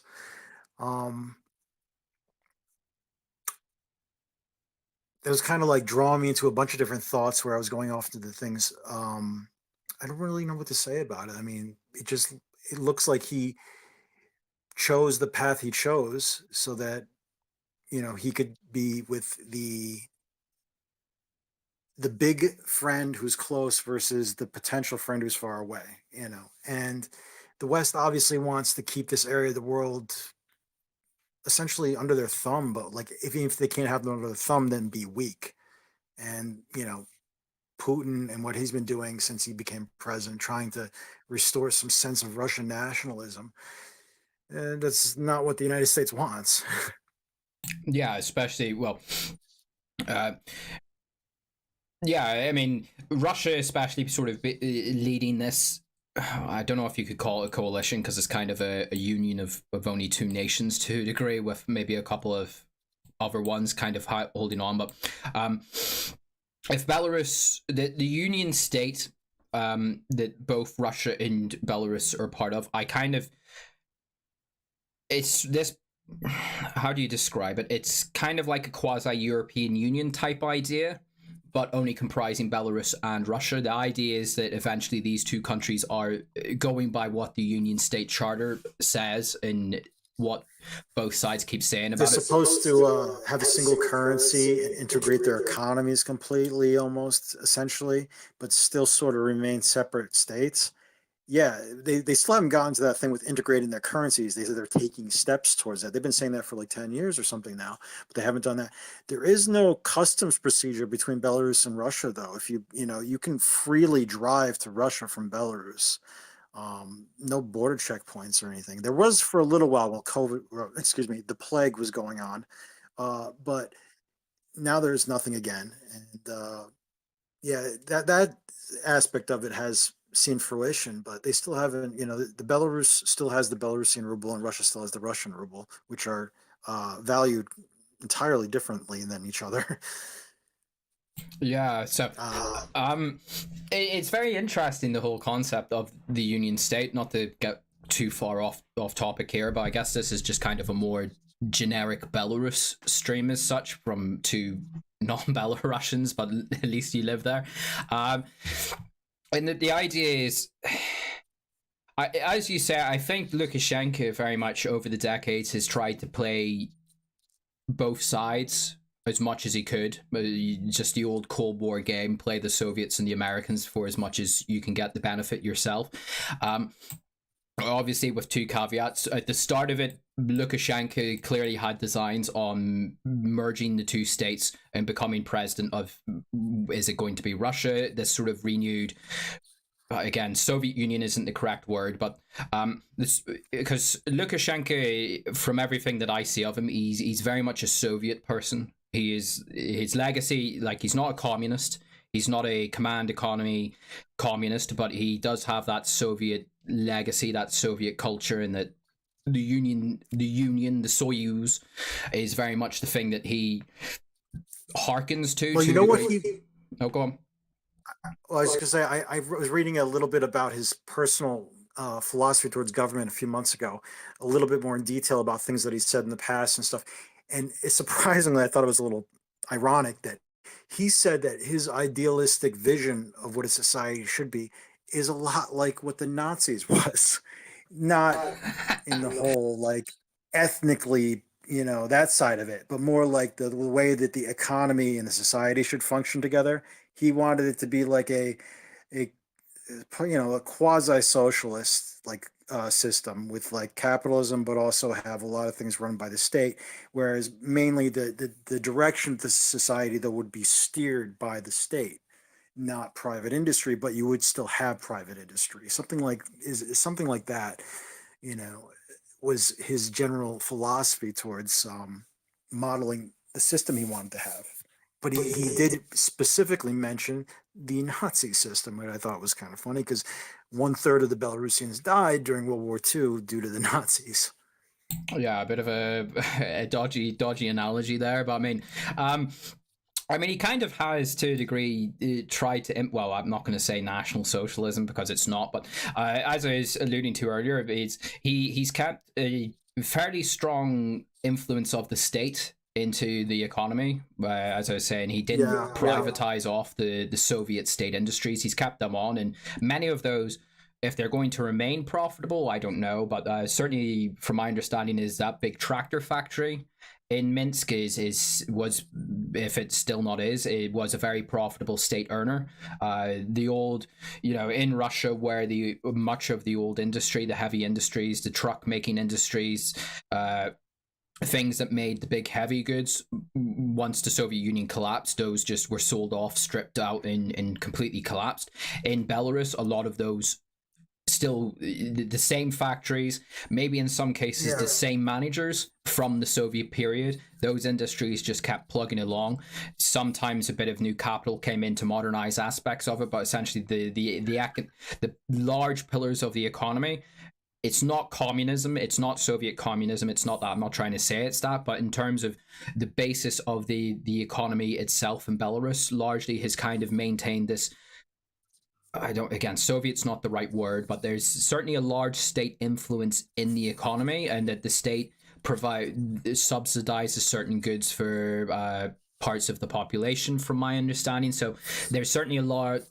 Belarus has maintained. What I'm trying to say is Belarus has maintained a lot of that Soviet inheritance overtly in terms of the actual policies and the way things work, as opposed to Russia, and especially as Ukraine, where in Russia they might hold up the legacy of the USSR in certain regards, but in terms of the nostalgia of it, but in terms of the actual processes, the institutions, and the way things functioned in Russia, largely all that Soviet legacy has largely been stripped away or just evaporated over time, whereas in Belarus it seems to that those institutions and the way things work was just carried on, and to a degree in certain respects modernized in Belarus.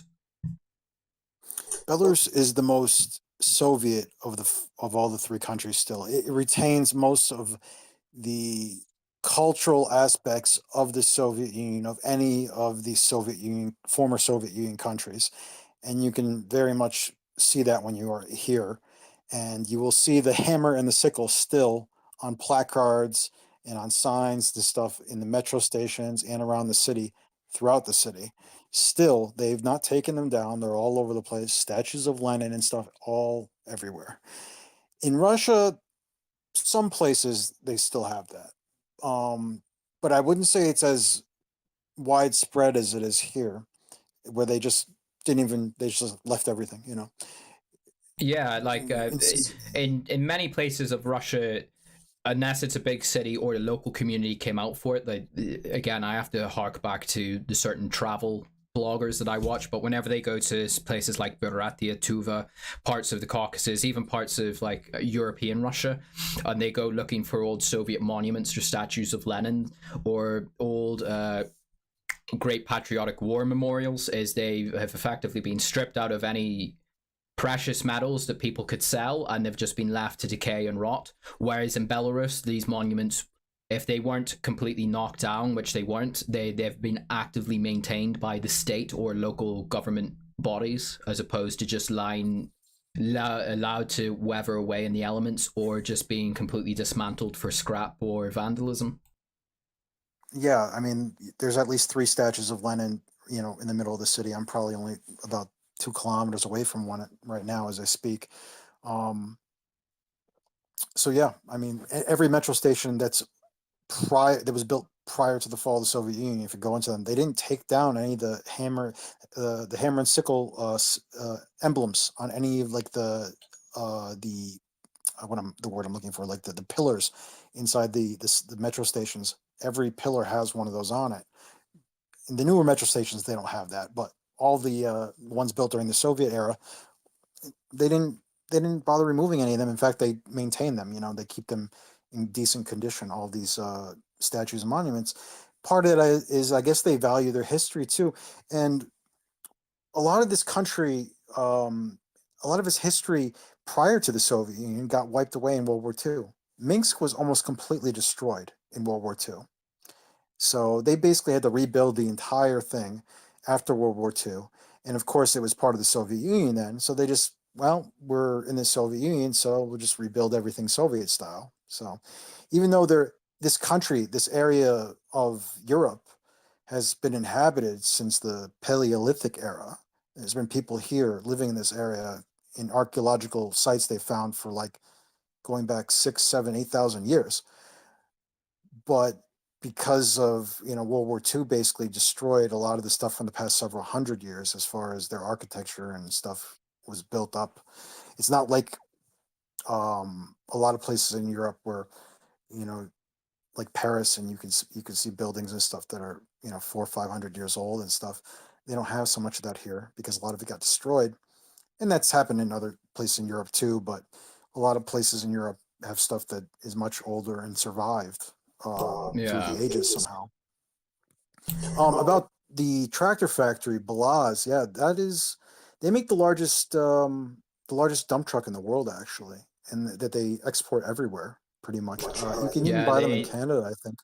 they make a very, it's a tank transporter, a very big truck. The Maz, I forget the specific name of it, but it is one of the most Soviet and cool looking vehicles I've ever seen. It's just this massive truck with like 12 wheels on it, 12 massive wheels that just hauls about tanks and stuff and heavy equipment. And it just looks so cool, so Soviet to me. Yeah, the Maz factory. No, Yeah, the dump truck they make though is like it's huge. They use it particularly for mining, and it's like a giant beast of a truck. Like I mean, in America, obviously, you can buy a dump truck for yourself, but like a small or not a dump truck, a pickup truck. But this thing that they make is like they use it in the giant like quarries in Russia, and that they have these like cylindrical quarries that they have to drive all the way down, and they just load these things up. Just But the wheel itself is like a 2-story house in size. Yeah, if you look at pictures of them online, people standing next to them, like they're just incredibly huge. These vehicles, and they're it's their biggest industrial export are those vehicles from this Belarus factory, and various tractors and dump trucks and mining equipment that they make. And that was their role during the Soviet Union. Was Belarus was an industrial country within the Soviet Union. They were producing a lot of their machinery and stuff. Belarus's other export, and I don't know if probably some of your viewers probably also follow Gonzalo Lira and some of the stuff that's been going on, but he mentioned it several months back.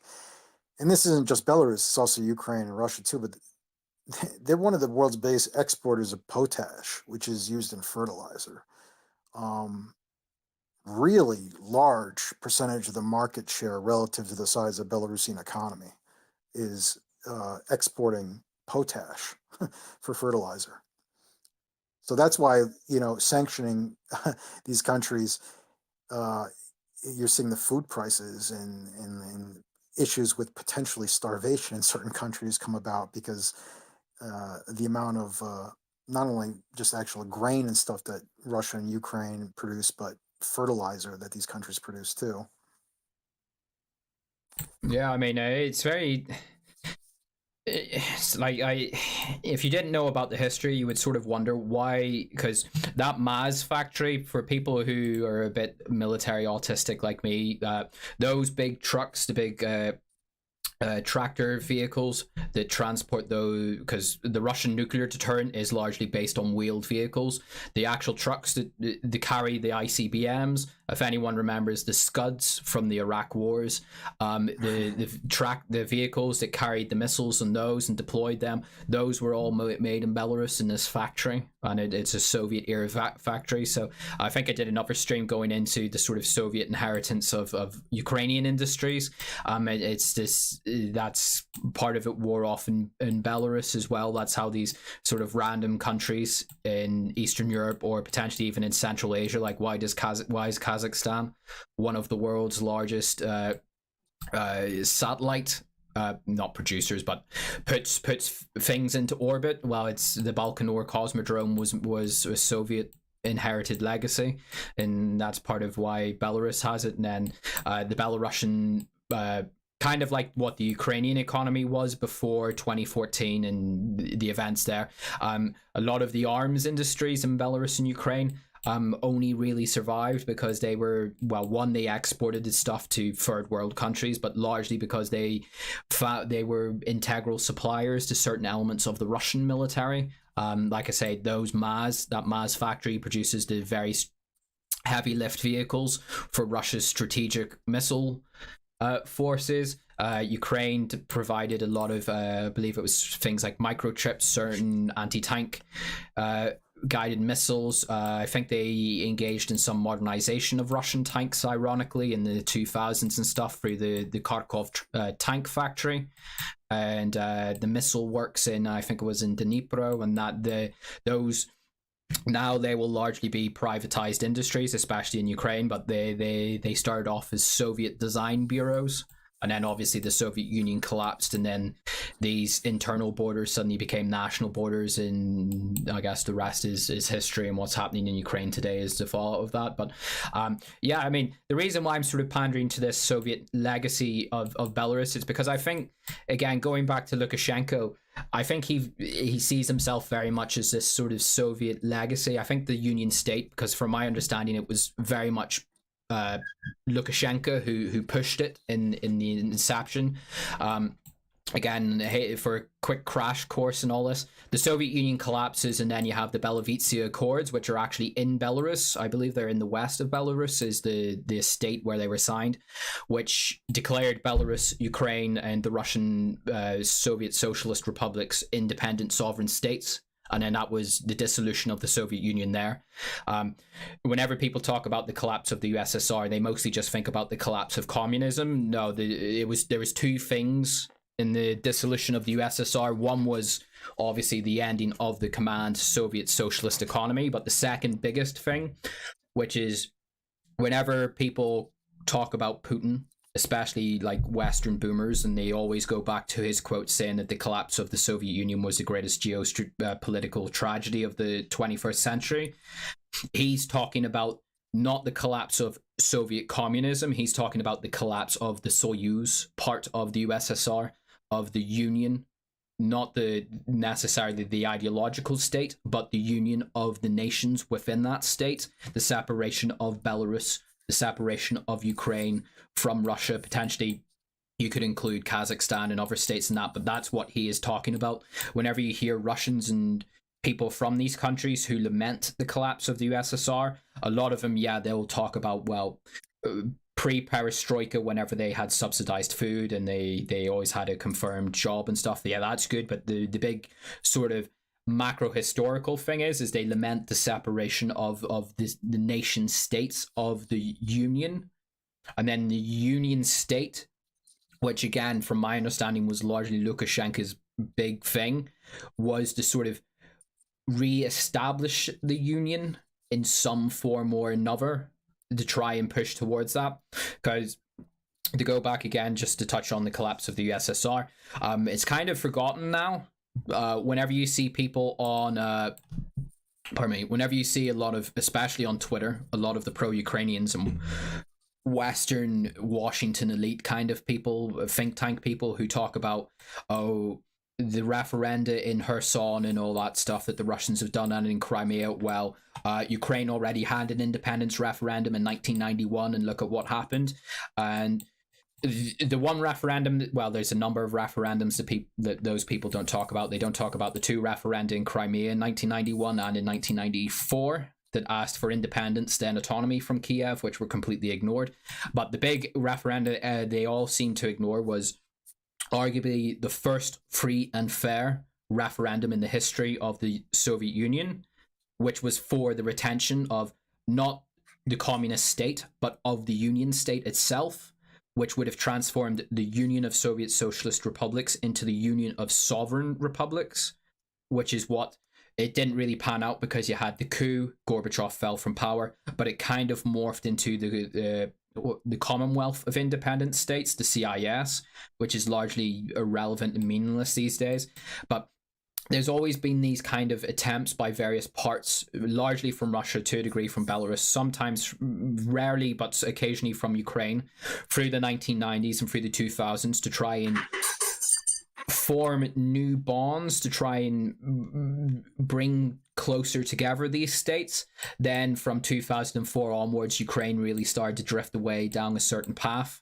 Yanukovych comes into power in 2010. He starts to drift it back towards Moscow and towards the east. Then obviously 2014 happens, and then Ukraine just sort of spirals away off into the western path. But the point of what I'm trying to get from this meandering spiel is that Lukashenko, especially, Putin to a degree, but not as much. Putin's very much a Russian statist. He views himself as a Russian national. I don't know if nationalist is the right word, because he's very much about the Russian state as opposed to the Russian people. But Lukashenko has always sort of had this very strong Soviet legacy, this Soviet inheritance, and harkening back to the Union, if not the Soviet Union itself. Hence why you still have a KGB in Belarus. Hence why you still have a ruble. Where you have a ruble in Russia as well. But, you know, why did Ukraine get a hryvnia and not a Ukrainian ruble? I also believe the Parliament of Belarus, if I'm not mistaken, is it still a Supreme Soviet, or have they changed the name of it? Steve, would you happen to know? Actually, I don't know, because when I'm reading Belarusian news, I'm reading it obviously translated into English, and it's always translated as Parliament. So I don't think it is referred to as. I think it would probably translate into the Supreme Soviets if it still was. But I got to head out in a little bit, but I did want to touch on a few other things with you. Oh yeah, go on. I'm sorry if I'm keeping you too long. Feel free if you need to jump out whenever.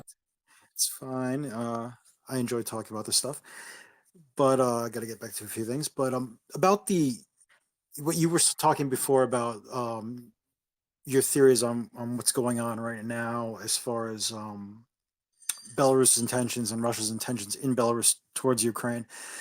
And I just wanted to add that I think I agree that I think that sending 9,000 Russian troops, even if they are mobilizing 70,000 Belarusian troops in addition, it's not probably looking like Belarus will go into Ukraine. I know that I can get the sense that Lukashenko himself personally doesn't want to do that, and not just that he's giving that perception out there in the public that it's not going to happen, but he personally doesn't want it for himself politically, but also that sending that many troops from Russia is not.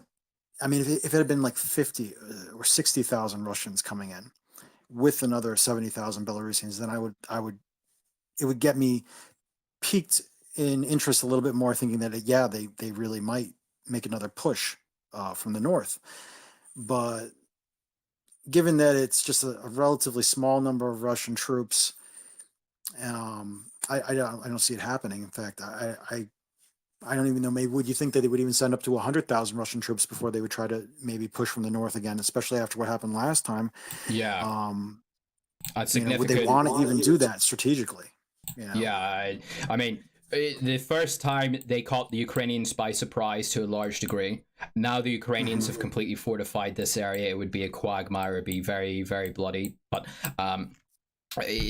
also, why repeat something which you attempted before and failed quite miserably and humiliatingly there? What I think they're using Belarus for, I think it's kind of a smart play. The Belarusians out of it, they get to upgrade and test their mobilization systems, try and tweak that, get it up to standard. Also send some of equipment out to Russia, see if the Russians will mobilize it. But what the Russians are getting out of this, I think the Russians get two things out of this. One, this is going to tie down Ukrainian assets and troops in the north of Ukraine just on the off chance. But also sending Russian troops up here, like I say, they tend to be mobilized, while the Russians seem to be having a problem of getting these guys, all these mobilized troops, into proper training. Well, you've got the Belarusian army who have kind of been caught in the hop, who are like, okay, we need to start testing ourselves, start make things work properly. And you make things work in a military sense by testing it out, by trying it out, putting it into practice. So if the Russians start sending mobilized troops into Belarus, I think what they're doing is they're sending them into Belarus to get them trained by the Belarusian army. And I think the Belarusians get experience out of it, and potentially they might get some kit and modernization from these Russian troops, because it's not just going to be mobilized troops. I'm sure you've probably got some Russian officers and other units that might come up on R&R or up for exercises in Belarus. So I think it's kind of both sides in a military sense can benefit quite decently out of this. This isn't to say that Belarus would never potentially hypothetically in the future join the war, but I think we're talking about 8, 9, 12 months before I think the Belarusian military is going to be at a standard and the Russians put enough stuff into Belarus before you can really start to talk about this. So in the short to medium term, I think the Belarusians are making a lot of sounds to try and help Moscow to, again, tie down Ukrainian assets in the north of Ukraine, but also bring in these mobilized troops, get the Belarusians to train them up, take a bit of pressure off the Russian training system and off the Russian mobilization system. The Belarusians get experience, the Russians get some trained troops out of it. It's kind of a benefit for both sides, at least in the military sense, for what's happening in Ukraine. That's kind of how I'm viewing it at the moment. Plus also all these videos of the Belarusians sending their BTRs and tanks and stuff down to the border for sudden exercises or defense purposes. I don't think they seriously think that the Ukrainian army is going to cross the border, but if they do hypothetically see this happening at some point, well, what's the best way to test the reaction time of your military units than to put them through that kind of experience? Just sit there and say, okay, we've got to report the Ukrainians are going to cross the border towards Gomel. Okay, whatever division of the Belarusian VDV or the Armored Corps, we need you guys to be down there within 10 hours. Get your tanks and BTRs out and your troops. Fire down the road. See what works. See what doesn't. We can work on what doesn't. But at least we know what the capability of our troops are whenever it comes to... if push comes to shove. So you think the Belarusian officers are going to be training the recently mobilized Russian civilian troops that have just been like brought back into it? I think there'll be some Russian officers involved in it, but I don't have anything to really corroborate this at this moment, but I'd have a hunch for it, because why else would you be sending freshly mobilized soldiers into Belarus? Because mobilization's only been going on for a month, and from what I've read, a lot of these guys have only been, pardon me, inducted by the Russian Commissariat within the last couple of weeks before they were sent to Belarus. So if you read it by the law, a lot of these guys should have military experience beforehand, but pardon me. What else are they going to do in Belarus if they're not going to be put through exercises or some form of training? I mean, are the Russians going to be sending manpower, which they could potentially use quite vitally in Kherson or elsewhere in the war, but just send them to Belarus to sit in the field? I mean, I'm just sort of... It's kind of logical to me that there's only really one thing that they could be doing with freshly mobilized troops in Belarus for. Eating potato pancakes, probably. But yeah, I just, from my perspective, from the way that, not that I was in the American military, I wasn't actually, but I worked with a lot of guys who were, because a lot of guys just come straight from the military and go into law enforcement.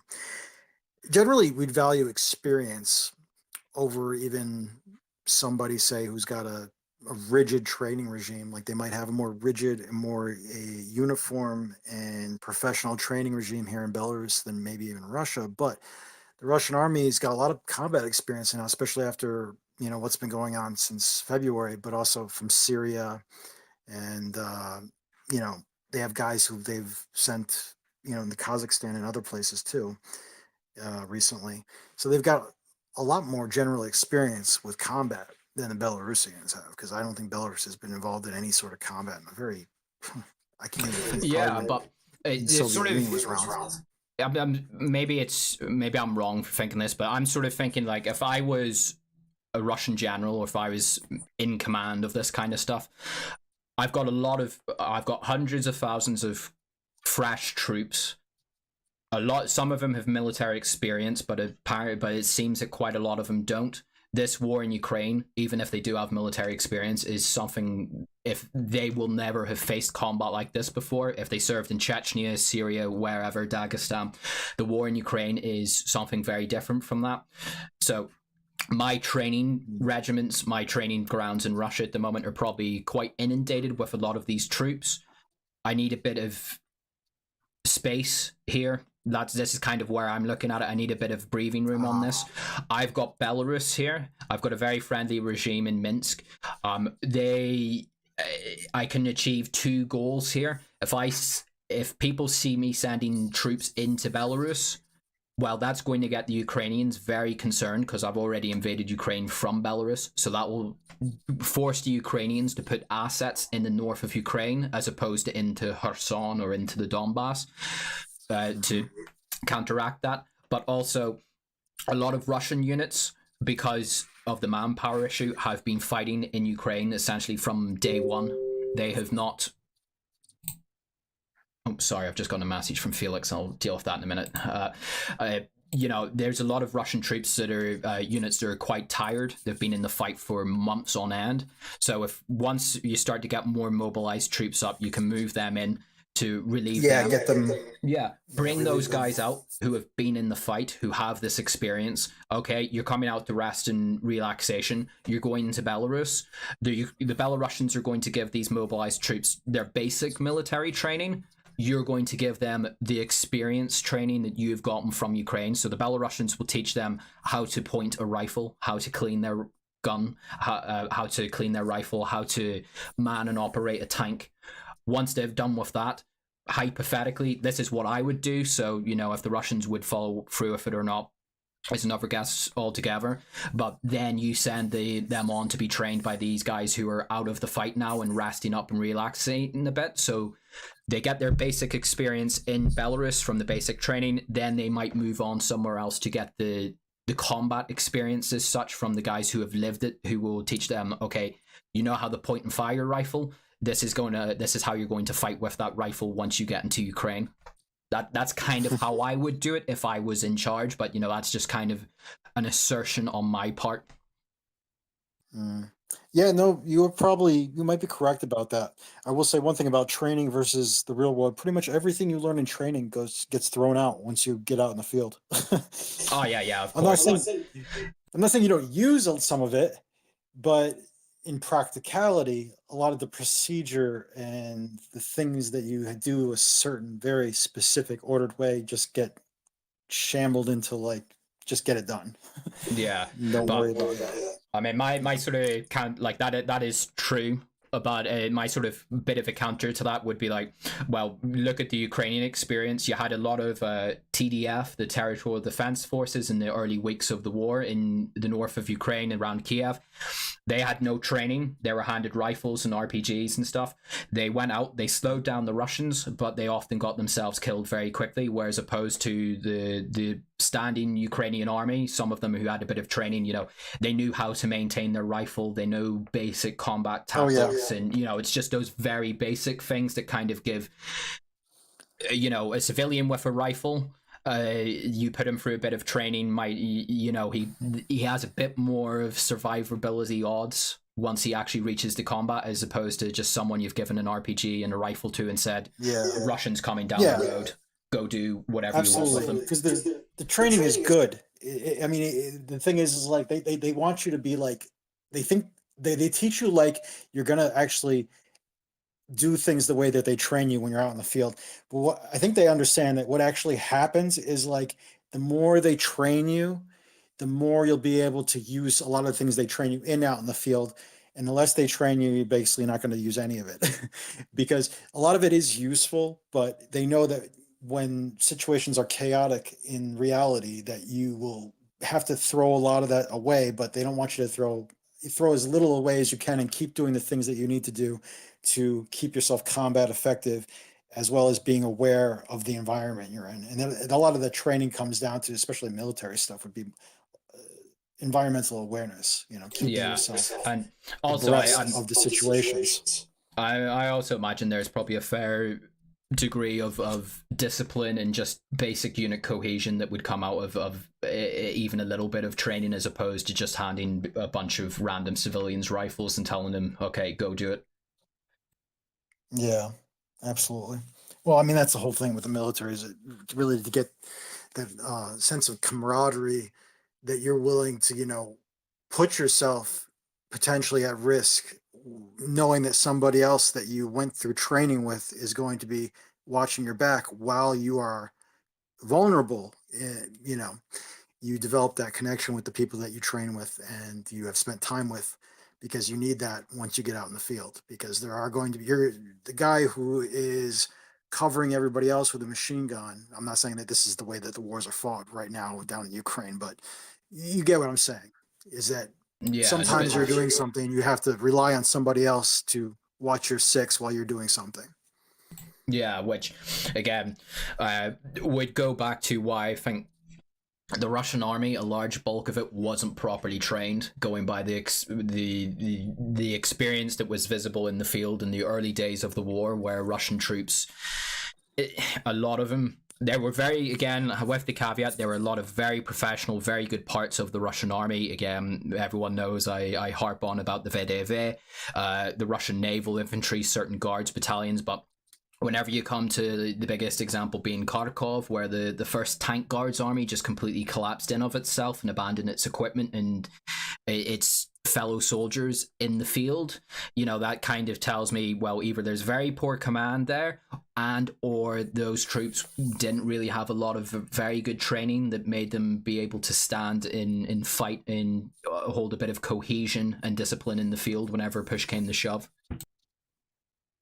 A lot of that takes, it's not just from the training too, though. It just becomes from a cultural standpoint and stuff. You're talking about how an individual is raised in that society and stuff. And that's why, going back to the old tribalism and stuff of Europe and stuff, why you had these very effective, militaristic societies. And they were sort of raised that way to be like that from a very young age. Yeah, very Anyway, much so. But Steve, if you need to shoot off, I Yeah. don't really want to keep you any longer. But thanks very much. I've quite enjoyed this. If there's anything else you want to say, but I would love to get you back on a chat. Again, at some point. The only problem is I'm not too sure when it will be, because throughout November, little plug here for people listening. Felix is looking to do a documentary across pretty much most of Europe, covering the protests and effects of the energy and economic crisis resulting from the Ukraine war.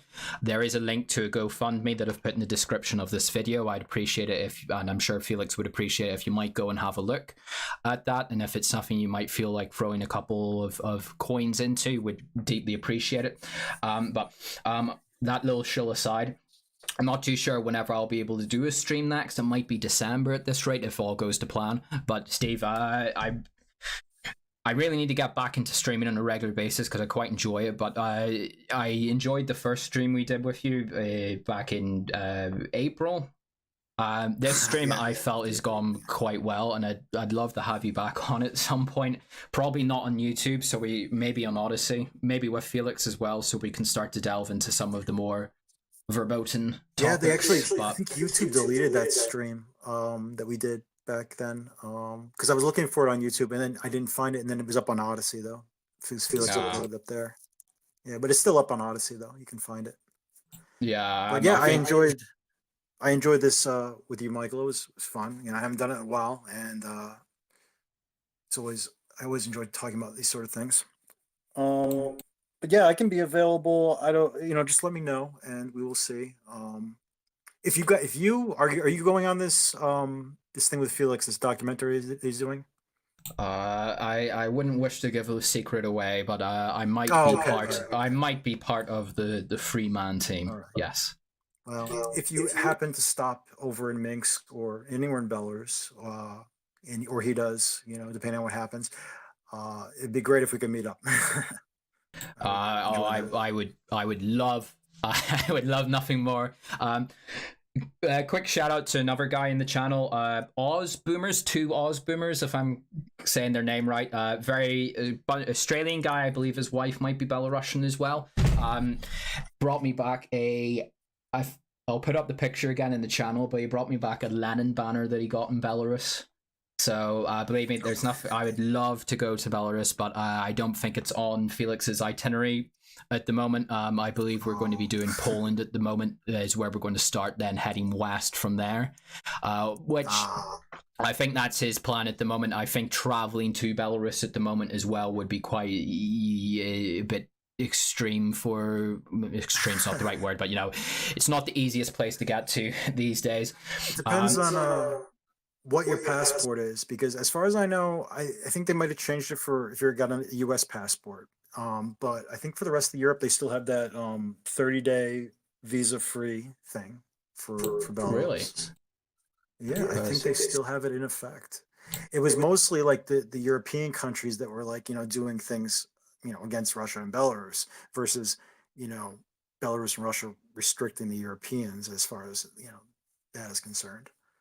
Okay, because I did know that they had that. I believe it's like in the two western oblasts of Belarus, if I'm not mistaken, where that applies. But whenever I was looking into some of our plans for this, I was very tempted to look at the idea of renting a car and then maybe going on a road trip to a certain city in a certain country currently at war to have a look there and might meet up with someone there, or going to another certain Eastern European country that isn't at war but is close to where the war is happening but doesn't have very good relations with Poland at the moment. But Minsk in Belarus certainly is a country that I would love to see and actually experience at some point. So if the opportunity ever does arise, I will certainly oblige, and I'm sure Felix will as well.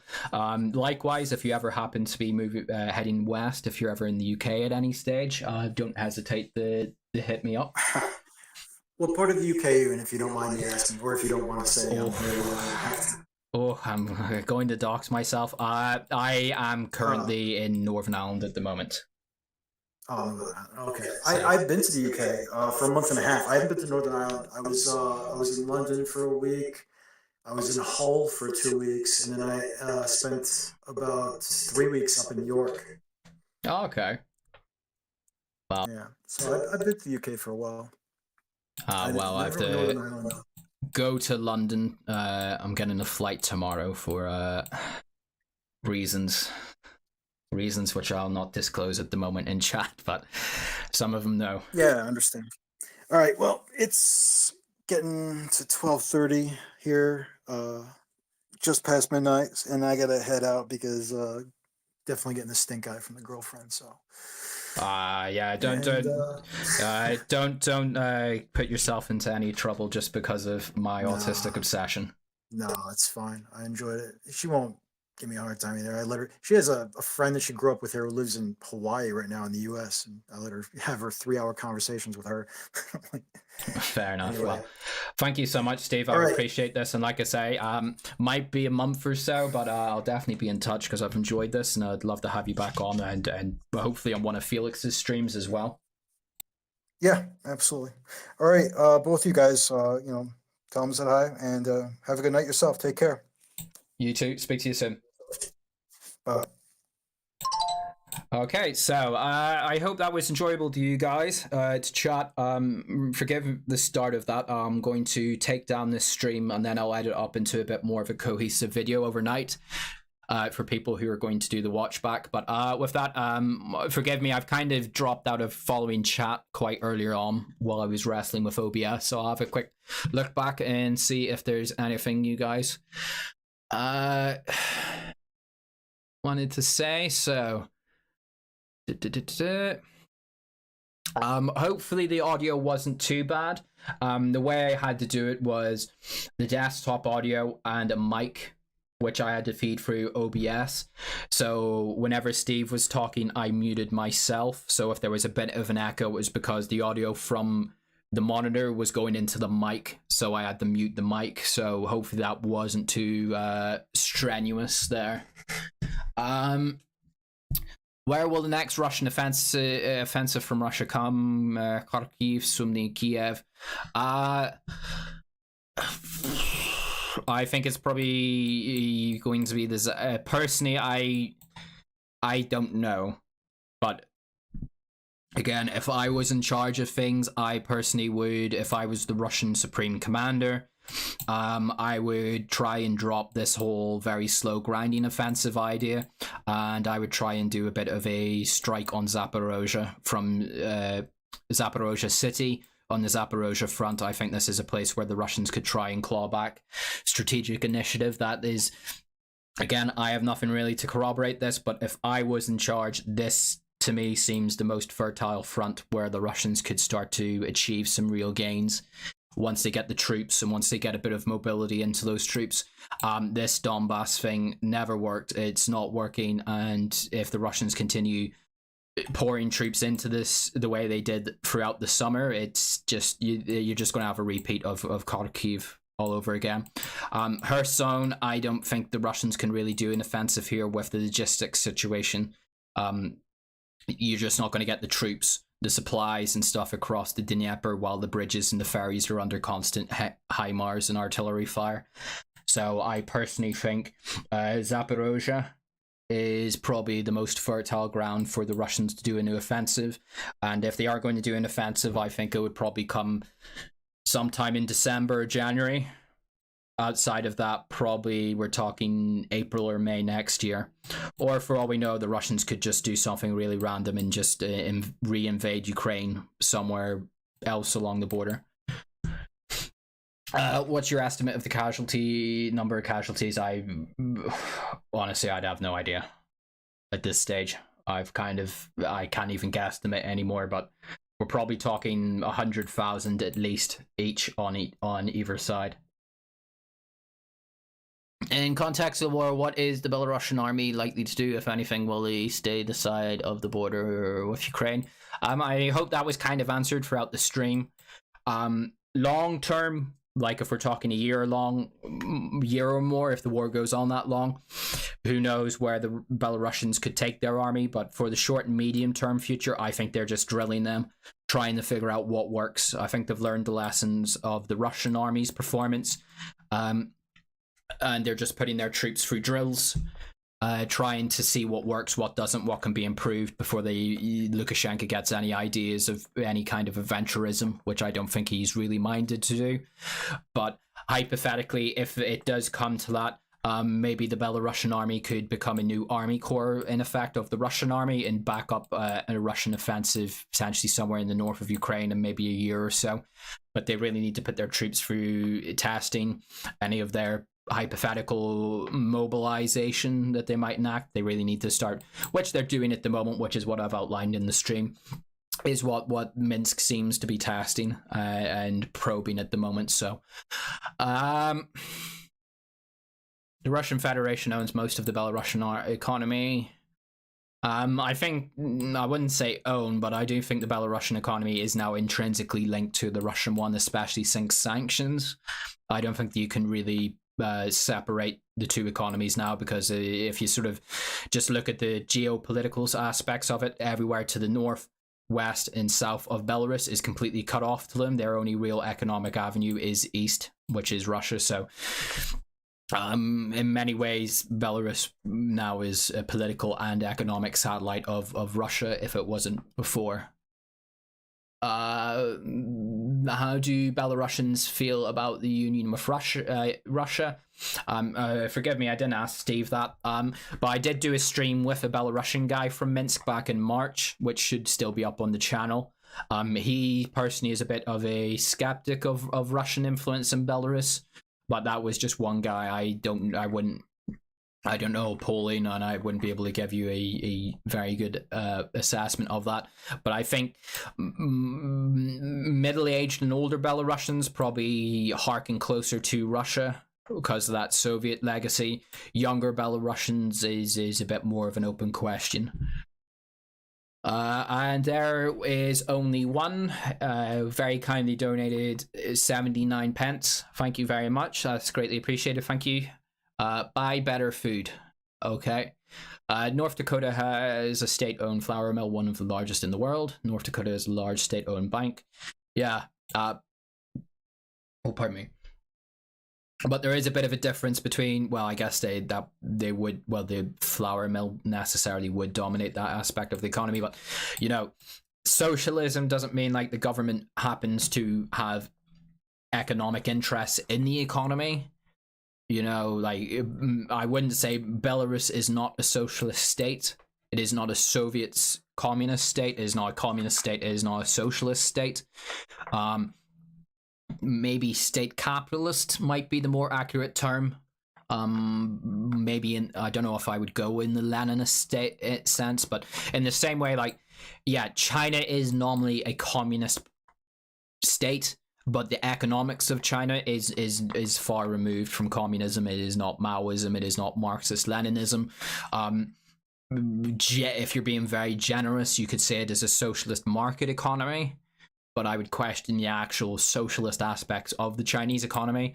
But Belarus, you know, it has very substantial state interests in the economy, as I outlined throughout the discussion, in terms of owning very large industrial concerns or the potash concerns. But that does not, this sort of American or libertarian idea that the state owns a interest in the economy through an economic actor, therefore it's socialist. No, it's not. I wouldn't say that. Not saying that you were suggesting that, but just a little spiel on that. And there is only one for a second donation of £1.79. Thank you so much. And he says, the food you eat makes me sick and angry. Eat good. I did eat good tonight. I very much enjoyed that. That slop what I had. For people who are not aware, tonight I had a very delicious meal of, oh god, what was it? I've forgotten what I ate. There was a picture in the Telegram channel if you want to go and have a look, but people did not like it very much. Curly fries, cheese, mayonnaise, onions, and bits of chicken. It was quite delicious. Lukashenko visited Belgrade during the bombing of Yugoslavia in 1999. Yep, a part of that was, as I alluded to, whenever Yeltsin was sort of on his way out in 1999, Lukashenko was very much jockeying himself as a potential contender or serious inheritor of the Russian presidency, and part of that was his plaudits towards Yugoslavia and Serbia during the NATO bombing campaign. Obviously, history sided with Vladimir Putin as the anointed successor of Yeltsin, but it's kind of really overlooked that through the 1990s, Lukashenko really did try and position Belarus to annex Russia, which is an interesting quirk of history, but obviously that didn't come to fruition. Yeah, I'm not Irish, but okay. Can you introduce Steve, briefly explain who he is to those of us who missed the beginning of the stream? I apologize that you missed that, Maureen, but Steve is an American expat patriot who lives in Minsk, used to work for the federal government, has had some kind of falling out with the federal government. I'm not suggesting that's the reason why he's in Minsk, but he's moved to Minsk, just finds the country a lot better, to be honest, from what I gather from Western countries and from Russia, and has settled down and made a bit of a life for himself. We had him on a stream with myself and Black Pigeon. I think George might have been on it. That stream isn't on YouTube anymore, but it should be up on Odyssey if you look up Black Pigeon's channel. I believe it should be called The View from Minsk. So whenever I condense this down into a more cohesive video, don't worry, the introduction should be at the start of the video. Michael, stop reading the chat quite. Yeah, I apologize for that. MI6, of course. Audio was good. Okay. Is there anyone else who wants to chime in with anything? Any other questions or stuff they want me to address? Well, while I wait for anyone who might want to jump in, I hope people haven't been posting in the Telegram chat asking questions, because I would not have picked those up. So, you bastard, I'm out for dinner. Don't worry, I'll put up a video. I'll keep the stream up for a few hours while I work up a video, and then once the video is done, I'll take down the stream and upload the video, because I'm probably not going to be sleeping tonight because I've got a very early morning flight to get, which is what I will expand into now. For people who have missed it, this weekend and pretty much going forward is probably not going to be the most attentive into the channel. I haven't been able to for the past week because I've been quite busy. I'm going to London tomorrow and again next week, and then after the week after that I'm going to Warsaw, and provided how things go with Felix there, we should, throughout November, I might be out filming this documentary with Felix across Europe. So I really can't say what's going to be happening. I'll try and commit to the channel as much as I can, but there will be a lot of traveling and a lot of work that I will be doing. So forgive me that, if you'll please. Knowing my luck, a massive offensive or something will happen. Hopefully not. Hopefully it'll be quiet through the downtime. But that's the situation that's going to pretty much from here on out until at least maybe late mid-November. I'll try and keep you guys updated on things as that. Next stream with Pigeon when? I don't know. I might be able to do an in-person stream with Felix if his laptop can do it whenever I'm with him. So I'm going to be meeting up with Felix next week in London as we start to nail down some things. If there's any updates to give out from that, I'll let you know. Then after that, I believe the next time me and Felix should be meeting up should be in Warsaw, somewhere around about the 9th, 10th, 11th, 12th. So there might be an in-person stream, as opposed to these sort of sit-down meandering streams. I honestly couldn't say when that will come about. So with that note, I would just like to direct you guys again, if you happen to look in the video description under the special announcement, Felix has put up a GoFundMe. If you just have a read of it, if it's something you might be interested in, and might want to kick a couple of bucks into, I'm sure Felix would greatly appreciate it. it's not just sort of like, you know, a usual donation kind of thing. This is money that is being invested into something, into actual content at some stage. So with that, what else is there to ring off?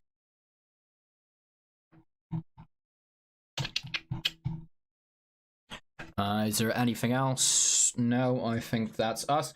So, thanks very much for coming. As I say, if you've missed bits of this stream, I'm going to be keeping it up for the next couple hours as I work on making it into video.